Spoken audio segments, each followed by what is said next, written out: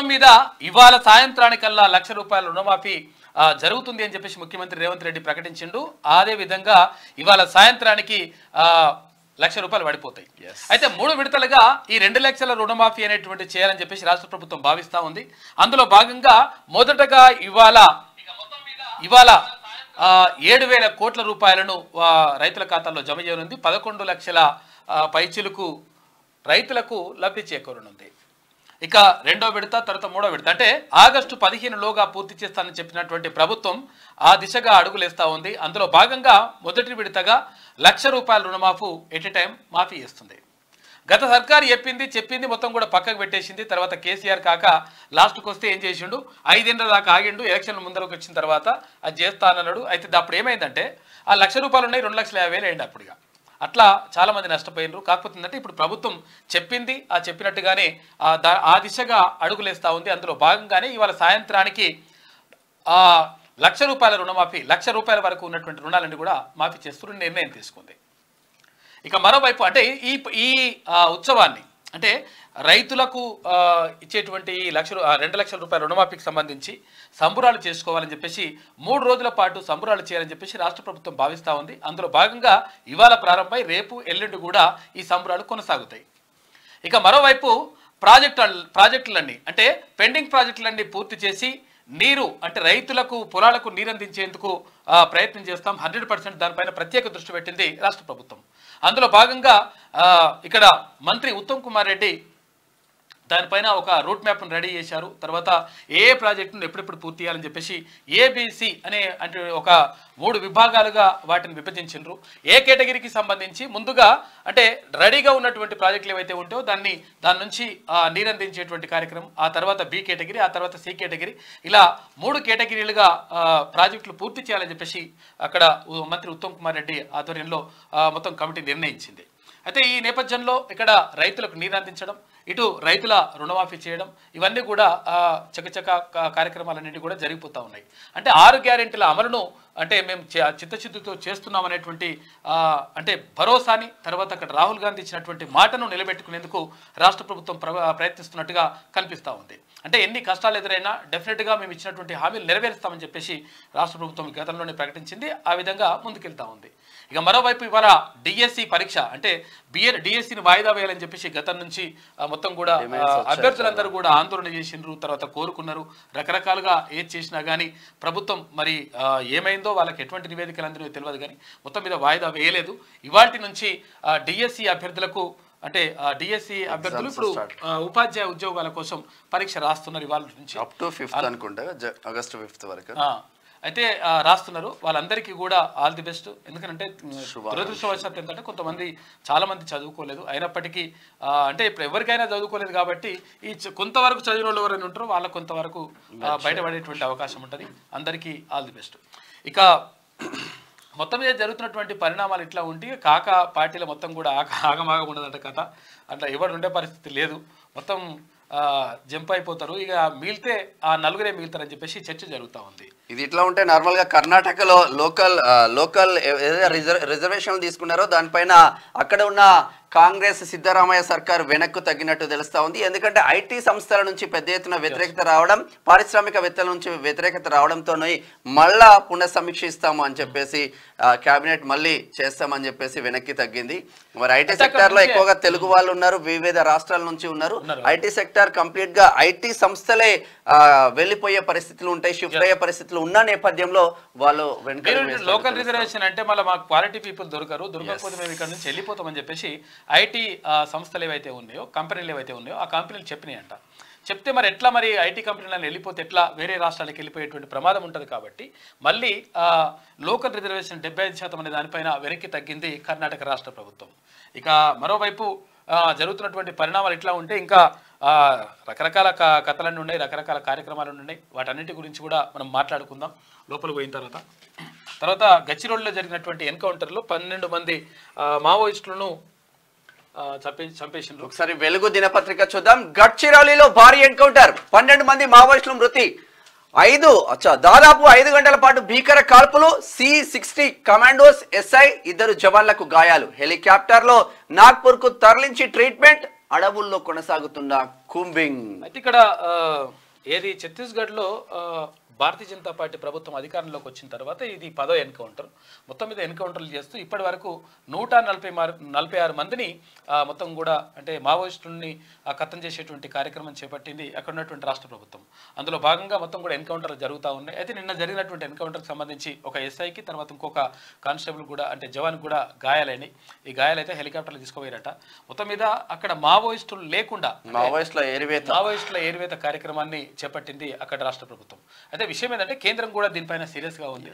అయితే ఇప్పుడు మావోయిస్టులు నిజంగా అటువంటి భావజాలం ఉన్న వాళ్ళు చేయాల్సింది ఏంటంటే అంటే ఇవన్నీ కూడా అంటే అవన్నీ కూడా తుపాకీ తూటా ద్వారానే రాజ్యాధికారం ఇట్లా అవన్నీ కాకుండా ప్రజాస్వామ్యయుతంగా ప్రజల్లోకి వచ్చి వాళ్ళు ప్రజాస్వామ్యయుతంగా ఇక్కడ రాజ్యాంగబద్ధంగా ఎన్నుకోబడితే బాగుంటుంది. తర్వాత అటువంటి దాని ద్వారా మార్పు తీసుకొస్తే బాగుంటుంది. అందుకే అక్కడ గద్దర్ కూడా అంటే ప్రజాయుద్ధ నౌక గద్దర్ కూడా ఆయన ఏమన్నాడు అసలు యాక్చువల్గా ఫస్ట్ తుపాకీ గొట్టం ద్వారానే రాజ్యాధికారం అని చెప్పేసి ఫస్ట్ భావించిన తర్వాత అందులో అడవి ఉద్యమాలలో చాలా వరకు పాల్గొన్నాడు. తర్వాత ఇంకోటి ఏంటంటే దానికి సంబంధించి ఊతం ఇచ్చిండు.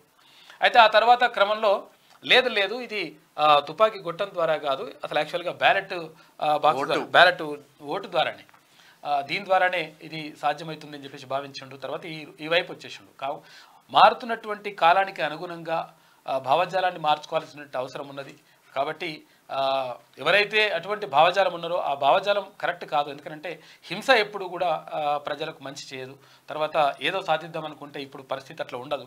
కాబట్టి హింస కాకుండా ప్రజల్ని మెప్పించి ప్రజాస్వామ్యయుతంగా ఎట్లా ముందుకెళ్తే బాగుంటుంది, తర్వాత ఎట్లా మార్పులు చేస్తే బాగుంటుంది అనే దానిపైన దృష్టి పెడితే బాగుంటుందని చెప్పి చాలా మంది. Simple example Seethakka Mulugu MLA Seethakka గతంలో గన్ను పట్టింది. ఇప్పుడు ఎంతో మందికి రాజకీయాల్లోకి వచ్చి ప్రజా సేవ చేస్తా ఉంది. తెలంగాణ రాష్ట్రంలో చాలా మందికి హెల్ప్ఫుల్ గా ఉంటుంది సీతక్క. బుల్లెట్ కాదు బ్యాలెటే ముఖ్యం అని చెప్పేసి బ్యాలెట్ అయితేనే కొంచెం మంచి జరుగుతుందని చెప్పేసి ఆమె కూడా భావించింది. ప్రాజెక్టుల పూర్తికి రూట్ మ్యాప్, చివరి దశలో ఉన్న ప్రాజెక్టులను ముందుగా పూర్తి చేయండి. అధికారులకు మంత్రి ఉత్తమ్ కుమార్ ఆదేశం. ఏబీసీ కేటగిరీలుగా విభజించి పనులు, పెండింగ్ ప్రాజెక్టులన్నీ పూర్తయితే 6.5 లక్షల ఎకరాలకు నీళ్లు. ఇందుకోసం 8,000 కోట్లు అవసరం. ఈసారి బడ్జెట్ లో 11,000 కోట్లు అదనంగా కేటాయించాలని ప్రపోజల్స్. గత ప్రభుత్వం ప్రాజెక్టులపై చేసిన అప్పులకే ఏటా 18,000 కోట్లు వడ్డీలు కడుతున్నామని వెల్లడి. అయితే గతంలో ప్రభుత్వం ఏం చేసింది అసలు యాక్చువల్గా మిగతా ప్రాజెక్టులన్నీ కూడా పక్కకు పెట్టేసి కాళేశ్వరం అనే ప్రాజెక్టును ఒకదాన్ని ముందరేసుకొని నిజంగా మరి కాళేశ్వరం తోటి ఏమైతుంది అంటే 1 కోటి ఎకరాలకు మాగాన్ని మొత్తం కథం చేసేస్తాం మంచిగా చేస్తాం అట్లా అని చెప్పిండు. చెప్పి ఏం చేసిండు మొత్తం మీద అప్పుల కుప్ప వేసి తెలంగాణ రాష్ట్రం మీద పెట్టి నిజంగా మరి ఏమైనా దాంతో నీళ్ళు ఏమైనా అందుతున్నాయా లేకపోతే మళ్ళీ బాగా అద్భుతంగా ఉన్నదా అంటే లేదు. ఒకవేళ దాంతో ఆ ప్రాజెక్టు ద్వారా నీళ్ళు అందించాలంటే 1 ఎకరాకు 50,000 రూపాయలు ఖర్చు వస్తుందంట పంటకు. అంటే మరి 50,000 రూపాయలు పెట్టుబడి పెట్టి తర్వాత ఇవన్నీ పెట్టిన తర్వాత 50,000 రూపాయల లాగోడి అవన్నీ అయిపోయిన తర్వాత ఏమైనా లాభం వస్తుందా అంటే అటువంటి పరిస్థితి లేదు. కాబట్టి వేసినటువంటి కథకి ఇట్లున్నది. అట్లా కాకుండా ఏదైతే పెండింగ్ ప్రాజెక్టులు ఏవైతే ఉన్నాయో వాటన్నిటిని కూడా పూర్తి చేయాలి. తర్వాత వాటికి సంబంధించి కేటాయింపులు జరపాలి. తర్వాత కొంతవరకు అంటే కొన్ని డబ్బులు కేటాయిస్తే ఇంకా పూర్తవుతుంది అనేటువంటి ప్రాజెక్టులు ముందుగా దాన్ని ఏ కేటగిరీలో, ఆ తర్వాత బి కేటగిరీ, ఆ తర్వాత సి కేటగిరీ, ఇట్లా కేటగిరీలుగా విభజించి తర్వాత ఎక్కువ శాతం రైతులకు తక్కువ ఖర్చుతో ఎక్కువ నీళ్ళు అందించేటువంటి ప్రయత్నం చేయాలని చెప్పేసి రాష్ట్ర ప్రభుత్వం భావిస్తూ ఉంది. అందులో భాగంగానే ఈ ప్రాజెక్టుల పైన ప్రత్యేకంగా ఏంటంటే కాళేశ్వరం కట్టిన మంతని కాన్స్టిట్యున్సీ ఇప్పుడు కాళేశ్వరం, మాదేపూరు, కాటారం, ఇటు తాడ్చర్ల, మల్హార్ ఈ మంతని ప్రాంతంలో రైతులకు కూడా ఏ కెనాల్ నుంచి కూడా నీళ్లు రాలే ఇంతవరకు రాలే. మునుగుడే ఎక్కువ వాస్తవం. అది పారుడు కంటే మునుగుడే ఎక్కువ కథంతా. రాష్ట్రంలోని సాగునీటి ప్రాజెక్టులను వేగంగా పూర్తి చేసేందుకు రూట్ మ్యాప్ రూపొందించామని మంత్రి ఉత్తమ్ కుమార్ రెడ్డి తెలిపారు. పెండింగ్ ప్రాజెక్టులను ఏబీసీ కేటగిరీలుగా విభజించాం. ఇప్పటికే పనులు ప్రారంభమై చివరి దశలో ఉన్న వాటిని ఏ కేటగిరీలో పెట్టాం. వీటిని సత్వరమే పూర్తి చేసి ఆయకట్టుకు నీళ్లిచ్చేలా చర్యలు తీసుకోవాలని అధికారులను ఆదేశించారు. వచ్చే ఏడాది మార్చి లేదా డిసెంబర్ కల్లా పెండింగ్లో ఉన్న ప్రధాన ప్రాజెక్టులన్నీ పూర్తి కావాలని చెప్పారు. అదనపు నిధులు సమీకరించుకోవడం ద్వారా ప్రాజెక్టులను త్వరితగతిన పూర్తి చేసి మరో 6.50 లక్షలకు ఎకరాలకు నీళ్లివ్వాలని ప్రభుత్వం లక్ష్యంగా పెట్టుకుందని పేర్కొన్నారు. ఇక ఇటీవల మహబూబ్ నగర్ పర్యటనలో భాగంగా 2025 డిసెంబర్ నాటికి ఆ జిల్లాలోని ప్రాజెక్టులను పూర్తి చేయాలని సీఎం రేవంత్ రెడ్డి లక్ష్యంగా విధించాలని చెప్పేసి గుర్తు చేసిండ్రు మంత్రి ఉత్తమ్ కుమార్ రెడ్డి. మొత్తం మీద ఇక్కడ సాగునీటి ప్రాజెక్టులు ఏవైతే ఉంటాయో ఆ ప్రాజెక్టులను పూర్తి చేసి రైతుల పొలాలకు నీళ్లు అందించాలని చెప్పేసి భావిస్తా ఉంది ఇప్పుడున్నటువంటి రాష్ట్ర ప్రభుత్వం. అయితే గతంలో చెప్పిండు ఈ పాలమూరు జిల్లాను పచ్చగా చేస్తా, పాలమూరు జిల్లా మొత్తం కూడా పచ్చగా మారిపోయిందని చెప్పిండు ఎవరు కాకయ్య చెప్పిండు. మరి పాలమూరు పచ్చగా అయిన తర్వాత వలసలు ఎందుకు వస్తున్నాయి? వలసలు పిలసలు కూడా ఏం లేవు, మొత్తం అంతా కూడా మంచిగా ఉన్నదని చెప్పిండు. మంచిగా చెప్పిన తర్వాత అక్కడ భారతీయ జనతా పార్టీ అప్పుడు అధ్యక్షుడు ఉంటే ఆయన బండి సంజయ్ ఇగో చూడు నాయన వలసలుగో ఇగో వీళ్ళందరూ కూడా పోతున్నారని చెప్పేసి బస్సు ఎక్కి చూపించాడు. కాబట్టి పాలమూరును అంటే నిజంగా చిత్తశుద్ధి ఉంటే ఇగో ఇట్లుంటుంది అన్నట్టు పనితనం. ఇట్లా ఉంటే ఇవాళ సాయంత్రానికల్లా లక్ష రుణమాఫీ, ఒకే రోజు 7,000 కోట్లు నేరుగా రైతుల ఖాతాలోకి సీఎం రేవంత్ రెడ్డి. 1,50,000 అప్పు ఉన్నోళ్లకు ఈ నెలాఖరులోగా మాఫీ, 2 లక్షలు ఉన్నోళ్లకు ఆగస్టు 15లోగా అమలు. 3 విడతల్లో దాదాపు 31,000 కోట్లు. నేటి నుంచి 3 రోజులు ఊరూర సంబరాలు. 20 ఏండ్లు గొప్పగా చెప్పుకునేలా రుణమాఫీ.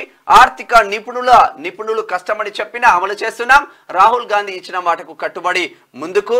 రైతులను రుణ విముక్తులను చేయడమే లక్ష్యమని రేవంత్ రెడ్డి చెప్తా ఉన్నారు. సాధ్యం కాదు, చాలా కష్టమైనటువంటి పని అని చెప్పేసి అక్కడ బీఆర్ఎస్ కూడా భావించింది. బీఆర్ఎస్ ఇప్పుడు టీఆర్ఎస్ అవుతుందంట. అవును, కానీ ఇప్పుడు నిన్న హరీష్ రావు టీఆర్ఎస్ కండవ కప్పుకున్నాడు బీఆర్ఎస్ తీసేసి. అయితే అదంతా టీఆర్ఎస్ కూడా మారుస్తున్నాడు. దాని గురించి కూడా అక్కడ ఎన్నికల కమిషన్ దగ్గర పోతున్నారు. సరే, అది అక్కడ పక్క పెడితే అయితే విషయం ఏంటంటే ఇది ఎట్టి పరిస్థితుల్లో సాధ్యం కాదు అని చెప్పేసి అక్కడ ఆర్థిక నిపుణులు చెప్పినారు. తర్వాత ఇంకా ఏంటంటే సాధ్యం కాదని చెప్పేసి ఇక్కడ హరీష్ రావు కానీ తర్వాత ఆ బీఆర్ఎస్ పార్టీలో ఉన్నటువంటి నేతలందరూ కూడా భావించారు. కాదు ఎట్లకైనా వీళ్ళు చేతులు ఎత్తేస్తారు, దీంతో వీళ్ళు చేయలేదని చెప్పేసి మనం ప్రచారం చేయొచ్చు అని చెప్పేసి ఎవరు భావించారు? అక్కడ రాజీనామా చేస్తాడు, ఏకంగా రాజీనామా చేస్తాడు. ఇప్పుడు రాజీనామా చేయడానికి ఇంకెన్ని రోజులు టైం ఉంది? ఎంత ఇవాళ 18 అంటే 12 అవో 15 రోజులు కూడా లేదు ఇక టైం. రాజీనామా పత్రం టైం లేదు. స్పీకర్ అయితే ఇమిడియట్లీ మనకు సిద్దిపేటలో ఉప ఎన్నిక వచ్చేటువంటి అవకాశం లేదు. ఒకవేళ ఆయన రాజీనామా చేస్తే అట్లా చేయాలని చెప్పి కోరుకుందాం. అయితే ఇక్కడ 15 ఆగస్టు లోపు మేము 100% రుణమాఫీ చేస్తా అని చెప్పినాం. 100% చెప్పినట్టుగానే మేము చేస్తున్నామని చెప్పేసి రాష్ట్ర ప్రభుత్వం దానికోసం అందులో భాగంగా 3 విడతలుగా చేయాలని చెప్పేసి భావిస్తూ ఉంది. అందులో భాగంగా ఇవాళ సాయంత్రానికల్లా ₹1,00,000 ఎవరైతే లోపల ఉంటాయో ఆ ₹1,00,000 వరకు ఉన్నటువంటి రుణాలను క్లియర్ చేయాలని చెప్పేసి రాష్ట్ర ప్రభుత్వం భావిస్తూ ఉంది. 2వ విడత తర్వాత 3వ విడత మొత్తం మీద ఆగస్టు 15 లోపల మొత్తం అన్ని కంప్లీట్ చేస్తారు. ఇక 15 ఆగస్టు లోపు రైతులకు 3 విడతలుగా పంట రుణాలను మాఫీ చేయనున్నట్లు సీఎం రేవంత్ రెడ్డి ప్రకటించారు. మొదటి విడతగా గురువారం సాయంత్రం 4 గంటల లోపు 1,00,000 అప్పు ఉన్న రైతుల ఖాతాల్లో డబ్బు జమ చేస్తామని స్పష్టం చేశారు. ఇక 1,50,000 లోపు రుణాలు ఉన్న వాళ్లకు 2వ విడతలో భాగంగా ఈ నెలాఖరులోగా రుణమాఫీ చేస్తామని, 2 లక్షల వరకు ఉన్న అప్పు ఉన్న వాళ్లకు 3వ విడతలో భాగంగా ఆగస్టు 15 లోపు మాఫీ చేస్తామని, అయితే దీంతో రుణమాఫీ ప్రక్రియను ముగిస్తామని సీఎం వెల్లడించారు. ఇక రుణమాఫీ ద్వారా తొలి విడతలో 7,000 కోట్ల రూపాయలు నేరుగా రైతుల ఖాతాల్లోకి వెళ్తాయని, 3 విడతల్లో కలిపి దాదాపు 31,000 కోట్ల రూపాయలు రైతుల ఖాతాల్లోకి చేరుతాయని వివరించారు. ఇక బుధవారం ప్రజాభవన్లో పీసీసీ కార్యవర్గ సమావేశం జరిగింది. పీసీసీ చీఫ్ హోదాలో సీఎం రేవంత్ రెడ్డి సమావేశానికి అధ్యక్షత వహించగా మంత్రులు, ఎమ్మెల్యేలు, ఎంపీలు, ఎమ్మెల్సీలు, ముఖ్య నేతలు పాల్గొన్నారు. ఈ సందర్భంగా సీఎం మాట్లాడుతూ రాష్ట్రంలోని ప్రతి రైతును రుణముక్తిని చేయాలన్నదే కాంగ్రెస్ ప్రభుత్వ లక్ష్యమన్నారు. ఇక తెలంగాణ రైతుల ఆత్మగౌరవాన్ని నిలబెట్టేందుకే రుణమాఫీ నిర్ణయం. అయితే రాబోయే 20 ఏళ్ల పాటు దీని గురించి ప్రజలు గొప్పగా చెప్పుకోవాలి. దీనిపై రాష్ట్రంలోనే కాదు దేశవ్యాప్తంగా చర్చ జరిగేలా చూడాలి అని చెప్పేసి పార్టీ నేతలకు ఆయన దిశానిర్దేశం చేసిండు. 20 ఏళ్ల పాటు చెప్పుకోవాలి ఇటువంటి కథని అని చెప్పేసి ముఖ్యమంత్రి చెప్పినటువంటి మాట. మొత్తం మీద రుణమాఫీ జరుగుతూ ఉంది. ఇట్లా ఉంటే భర్తకు దుబాయ్ యువరాణి త్రిబుల్ తలాక్ ఖతం. దుబాయ్ యువరాణి షైకా తన భర్త షేక్ మక్తుమ్ కు ఇన్స్టాగ్రామ్ వేదికగా త్రిబుల్ తలాక్ చెప్పింది. ఇన్స్టాగ్రామ్ లో చెప్తున్నారు, వాట్సాప్ చేస్తున్నారు, మెసేజ్ చేస్తున్నారు, ఖేల్ ఖతం దుకాన్. నువ్వు వేరే వాళ్ళను కోరుకుంటున్నావు, అందుకే నీకు విడాకులు ఇస్తున్నా. I divorce you and I divorce you, take care. ఇట్లు నీ మాజీ భార్య అని అందులో ఆమె రాసుకొచ్చింది. కథ చూసుకో ఇక. ఐ డైవర్స్ యూ మూడోసారి. యువరాజు యువరాణిని పక్కన పెట్టి ఇంకో యువరాణి కోసం వెతుకుతుంటే రెండోసారి మూడోసారి కథం అయిపోయింది లెక్క. అయితే విషయం ఏంటంటే అసలు యాక్చువల్ గా ఆయన ఇప్పుడు పెళ్లి చేసుకుని మంచిగా ఉన్నది పాపం. మంచిగా ఉన్న తర్వాత కాపురం చేయడానికి వేరే కార్యక్రమం పెట్టుకున్నాడు ఈయన. వేరే కార్యక్రమం పెట్టుకోవడం మరి నువ్వు నాకెందుకు రా నాయన అని చెప్పేసి త్రిపుల్ తలాక్ ఇన్స్టాగ్రామ్లో ఏంది ఇన్స్టాగ్రామ్లో త్రిపుల్ తలాక్ పడేసింది. త్రిపుల్ తలాక్ అంటే ఇట్లుంటాడు అనమాట. అంటే భార్యలో భర్తకు ఎవరికి ఇష్టం లేకున్నా కానీ తలాక్ తలాక్ తలాక్ అని చెప్పేసి 3 సార్లు ఫోన్లు అన్నా సరే, లేకపోతే ఇట్లా ఇన్స్టాగ్రామ్లో పెట్టినా సరే, లేకపోతే ఫేస్బుక్లో పెట్టినా సరే, దేంట్లో పెట్టినా సరే మొత్తం మీద విడాకులు అయ్యేటువంటి ఒక అది ఉండే ఆ చట్టాన్ని మార్చేసింది కేంద్ర ప్రభుత్వం అంటే మన దేశంలో. ఎందుకంటే త్రిపుల్ తలాక్ ద్వారా చాలా మందికి మహిళలు ఇబ్బందులు పడుతున్నారు. బహుభార్యత్వం ఉంది ఇక్కడ ముస్లింలకు సంబంధించి. అయితే ఇక్కడ ఎక్కువ మంది భార్యలను పెళ్లి చేసుకుంటాం అంటే 4-5 భార్యలు ఇట్లా ఉంటా ఉన్నారు.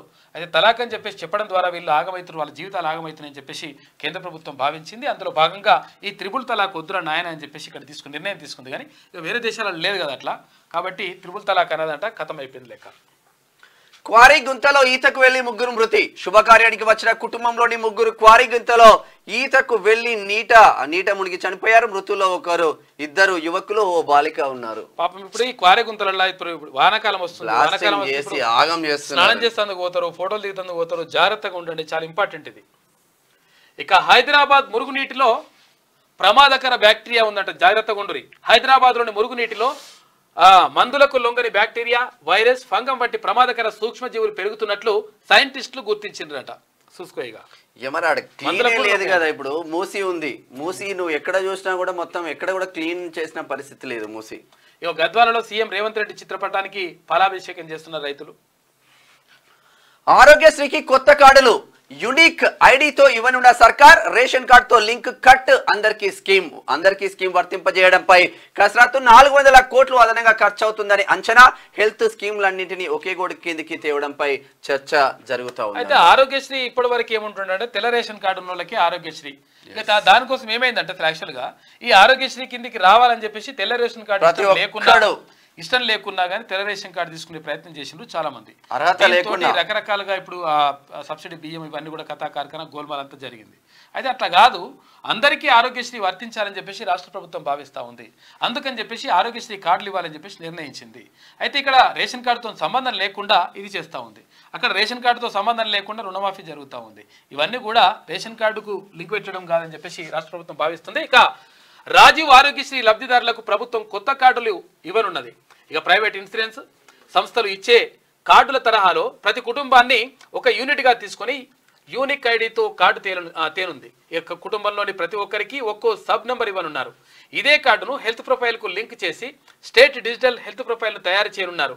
ఇన్నాళ్ళు తెల్ల రేషన్ కార్డును ప్రాతిపదికగా తీసుకొని స్కీమ్ను అమలు చేశారు. ఇకపై ఆరోగ్యశ్రీకి రేషన్ కార్డు లింకు పెట్టకూడదని ప్రభుత్వం నిర్ణయించింది. దీనిపై కాంగ్రెస్ సర్కారు వచ్చినప్పటి నుంచే కసరత్తు జరుగుతుండగా సీఎం రేవంత్ రెడ్డి 2 రోజుల క్రితమే అధికారికంగా ప్రకటించారు. అయితే స్కీమ్లో లబ్ధిదారులను గుర్తించడంపై అధికారులు ఇప్పటికే కసరత్తు చేశారు. రేషన్ కార్డులు ఆర్థిక స్థితితో సంబంధం లేకుండా అందరికీ ఈ స్కీమ్ వర్తింపజేయాలని చెప్పేసి ఆరోగ్యశ్రీ వర్తింపజేయాలని చెప్పేసి రాష్ట్ర ప్రభుత్వం భావిస్తూ ఉంది. ఇది ఇలా ఉంటే సింగరేణి గనిలో కూలిన మట్టి, 2 కార్మికులు మృతి, మరో 2కి గాయాలు. RG3 ఏరియా ఓపెన్ కాస్ట్ 2 ప్రాజెక్టులో ఘటన. విచారణకు సింగరేణి MD ఆదేశం. ఇక ప్రైవేట్ జాబ్స్ లో కోటాపై కర్ణాటక వెనక్కి తగ్గింది. ప్రైవేట్ కంపెనీలు వ్యతిరేకించడంతో నిర్ణయం. బిల్లును పునఃపరిశీలిస్తామన్న సీఎం సిద్ధరామయ్య. ఇక త్వరలో మరోసారి కేబినెట్ భేటీ నిర్వహిస్తామని చెప్పిండు. అంటే 75% రిజర్వేషన్ ఇవ్వాలి ప్రైవేటు జాబులలో కూడా, ప్రైవేటు కంపెనీల్లో, ఇటు ఐటీ కంపెనీల్లో ఇవ్వాలని చెప్పేసి అక్కడ కర్ణాటక ప్రభుత్వం భావించింది. అందులో భాగంగా కేబినెట్ మీటింగ్ పెట్టి కేబినెట్ మీటింగ్లో ఈ నిర్ణయం తీసుకున్నారు. 75% స్థానికులకే ఇవ్వాలి, ఇంక 25% మొత్తం ఇంకా ఎవరైనా ఉండొచ్చు అని చెప్పేసి ఒక నిర్ణయం తీసుకుంది.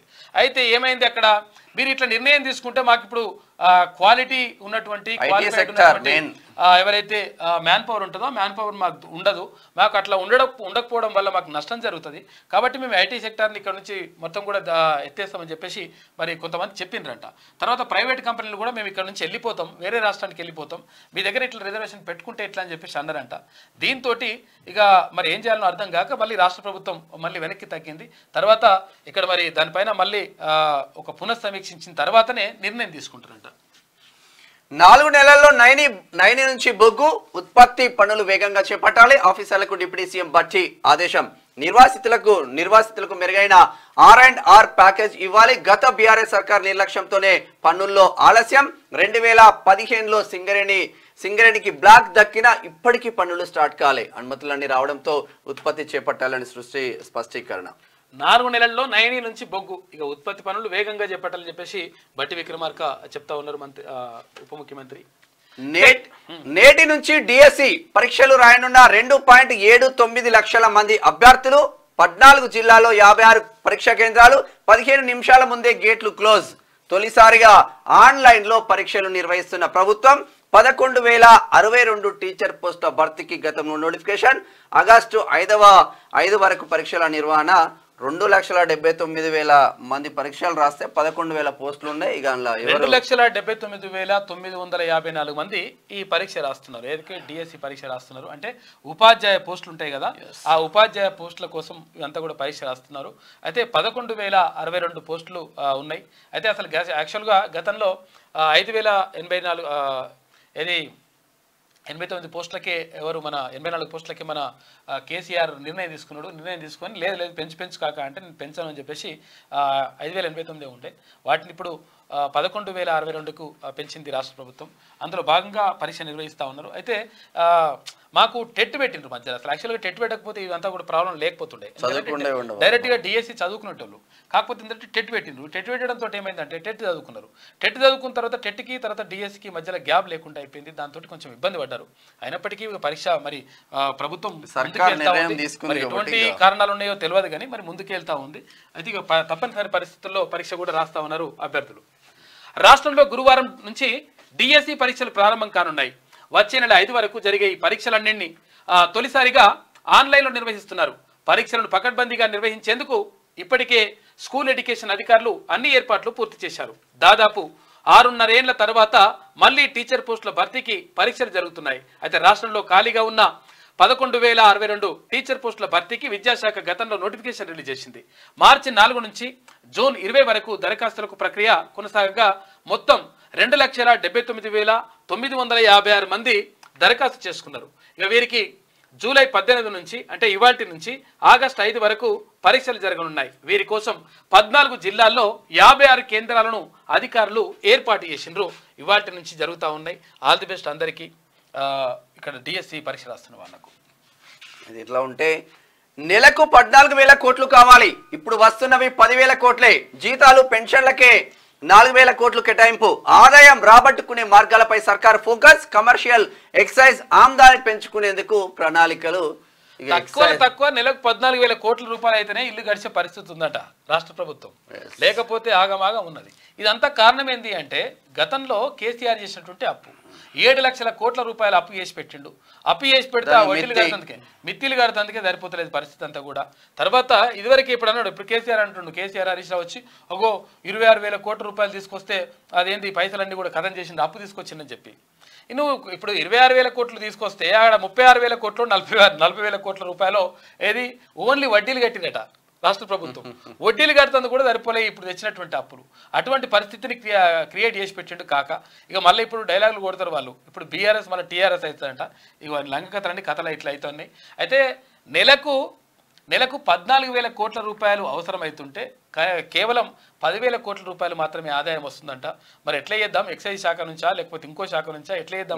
ఎక్సైజ్ శాఖ టార్గెట్ చేయాలి. తాగినోనికి తాగినంత ఇంకా కొంచెం ఎక్కువ తాగిపోయాలి. ఇప్పుడు అవి కూడా వస్తున్నాయట. జొమాటో, స్విగ్గీ, జొమాటోలో కూడా ఆర్డర్లు చేసుకోవచ్చు. మన రాష్ట్రంలో స్టార్ట్ చేయాలి. క్లిక్ అనిపిస్తే వచ్చేస్తుంది. అది ఫుల్ బాటిల్ క్వార్టర్ హాఫ్ ఏదంటే అది వచ్చేస్తుంది. ప్రభుత్వానికి ఆదాయం తెచ్చిపెట్టే శాఖలపై రాష్ట్ర సర్కార్ ఫోకస్ పెట్టింది. అప్పుల భారం తగ్గించుకోవడంతో పాటు ఎలాంటి నిధుల కొరత లేకుండా 6 గ్యారెంటీలు అమలు చేయాలని భావిస్తుంది. ఇక దీనికోసం రాబడిని భారీగా పెంచుకోవాలని నిర్ణయించింది. నెలకు 14,000 కోట్ల రూపాయలు సొంత ఆదాయం తీసుకురావాలని టార్గెట్గా పెట్టుకుంది. ఇక కమర్షియల్ ట్యాక్స్, స్టాంప్స్ అండ్ రిజిస్ట్రేషన్లు, ఎక్సైజ్, మైనింగ్ శాఖల్లో రాబడి పెంచుకునే మార్గాలపై దృష్టి పెట్టింది. ఆదాయం తీసుకొచ్చే శాఖలపై ఇటీవల సీఎం రేవంత్ రెడ్డి సుదీర్ఘంగా రివ్యూ చేశారు. రాష్ట్రానికి సొంత ఆదాయం నెలకు సగటున 10,000 కోట్ల రూపాయలు మాత్రమే వస్తున్నాయి. కానీ నెలకు 14,000 కోట్ల రూపాయలు అవసరమవుతుంది. యావరేజ్గా నెలకు 10,000 కోట్ల రూపాయలు లెక్కగట్టినా అయితే ఏడాది మొత్తంలో 1,20,000 కోట్ల రూపాయలు దాటే పరిస్థితి కనిపించడం లేదు. ఆదాయం వచ్చే పరిస్థితి లేదు. దారుణంగా ఆమ్దానిపై ఫోకస్ పెట్టింది రాష్ట్ర సర్కార్. చూద్దాం ఏం జరుగుతుందో. ఇది సింగరేణి అయిపోయింది. ఇది చాలా దారుణం అసలు నిజంగా. అక్కడనే మొత్తం కూలిపోయే ఓపెన్ కాస్ట్ మైన్ మా ఊర్లో కూడా ఉంటుంది. ఇది వెలుగు దినపత్రికలో ఉన్నటువంటి ప్రధాన కథనాలు. అయితే ఒకసారి ఆంధ్రజ్యోతి చూద్దాం. గచ్చిరోలిలో ఎన్కౌంటర్, 12 మంది మావోయిస్టులు మృతుల్లో తిప్పగడ్డ దళం ఇన్ఛార్జ్ ఆత్రం లక్ష్మణ్ ఉన్నాయంట. AK-47 తర్వాత LMG తుపాకులు సీజ్ చేసిండ్రు. ఒక SI మరో జవాన్కు తూటా గాయాలు. వారోత్సవాల ముందు నక్సల్స్ కు భారీగా ఎదురుదెబ్బ తగిలింది. ఈ ఏడాది ఇది 10వ ఎన్కౌంటర్ అంట. ఇప్పటి వరకు 7 నెలల్లో 148 మంది నక్సల్స్ చనిపోయినరు. వాళ్ళని చంపేసింది అక్కడ ప్రభుత్వం. పండగల మాఫీ, నేటి సాయంత్రంలోగా రైతుల ఖాతాలో 7,000 కోట్లు. ప్రతి రైతుకు రుణ విముక్తి, గ్రామాల్లో సంబరాలు చేయండి సీఎం రేవంత్ రెడ్డి. తొలి విడతలో నేడు 1 లక్ష దాకా మాఫీ, నెలాఖరులోగా 1.5 లక్ష, ఆగస్టులో 2 లక్షల వరకు రుణాలన్నింటినీ మాఫీ చేసి తీరుతాం. కేసీఆర్లా మేము మభ్య పెట్టడం లేదు. రైతు రుణమాఫీపై రాహుల్ మాట ఇచ్చారు, ఆ హామీ నిలబెట్టుకున్నామని గొప్పగా చాటండి. దీనిపై జాతీయ స్థాయిలో చర్చ జరగాలి. పార్లమెంటు భేటీలో ఎంపీలు ప్రస్తావించాలి. కాంగ్రెస్ ముఖ్య నేతలకు సీఎం రేవంత్ రెడ్డి దిశానిర్దేశం చేశారు.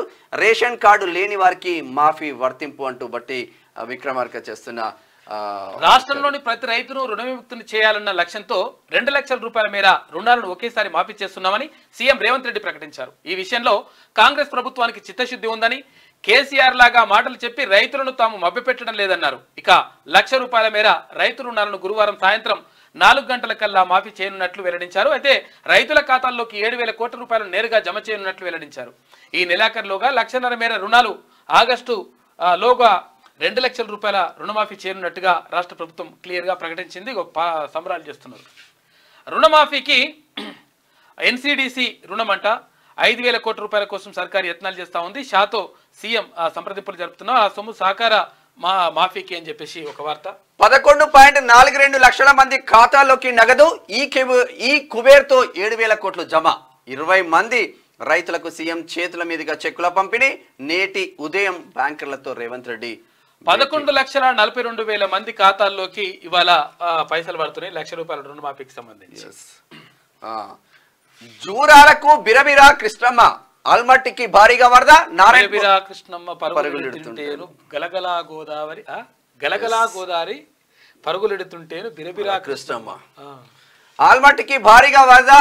నారాయణపూర్ నుంచి 62,955 క్యూసెక్ల విడుదల జబర్దస్త్కి వెళ్తుంది. శ్రీశైలానికి 3,585, సాగర్ కు 21,481 క్యూసెక్లు. గోదావరికి కొనసాగుతున్న వరద. భద్రాచలంలో పెరుగుతున్న నీటి మట్టం. రాష్ట్ర వ్యాప్తంగా పలు చోట్ల వర్షాలు. ఇందూరు, ములుగు జిల్లాలో భారీగా, నవీపేటలో 15.4, వెంకటపురంలో 10.7 సెంటీమీటర్లు పొట్టు మంచిగా కొడుతున్నాయట. కృష్ణాకి నీళ్ళు వస్తలేవు అంటే కృష్ణానదికి కొంతవరకు నీళ్ళు వస్తా ఉన్నాయి. పైన కొట్టిన వర్షాలకి ఇక్కడికి వచ్చేసి దాంతో జూరాలకు వస్తున్నాయంట.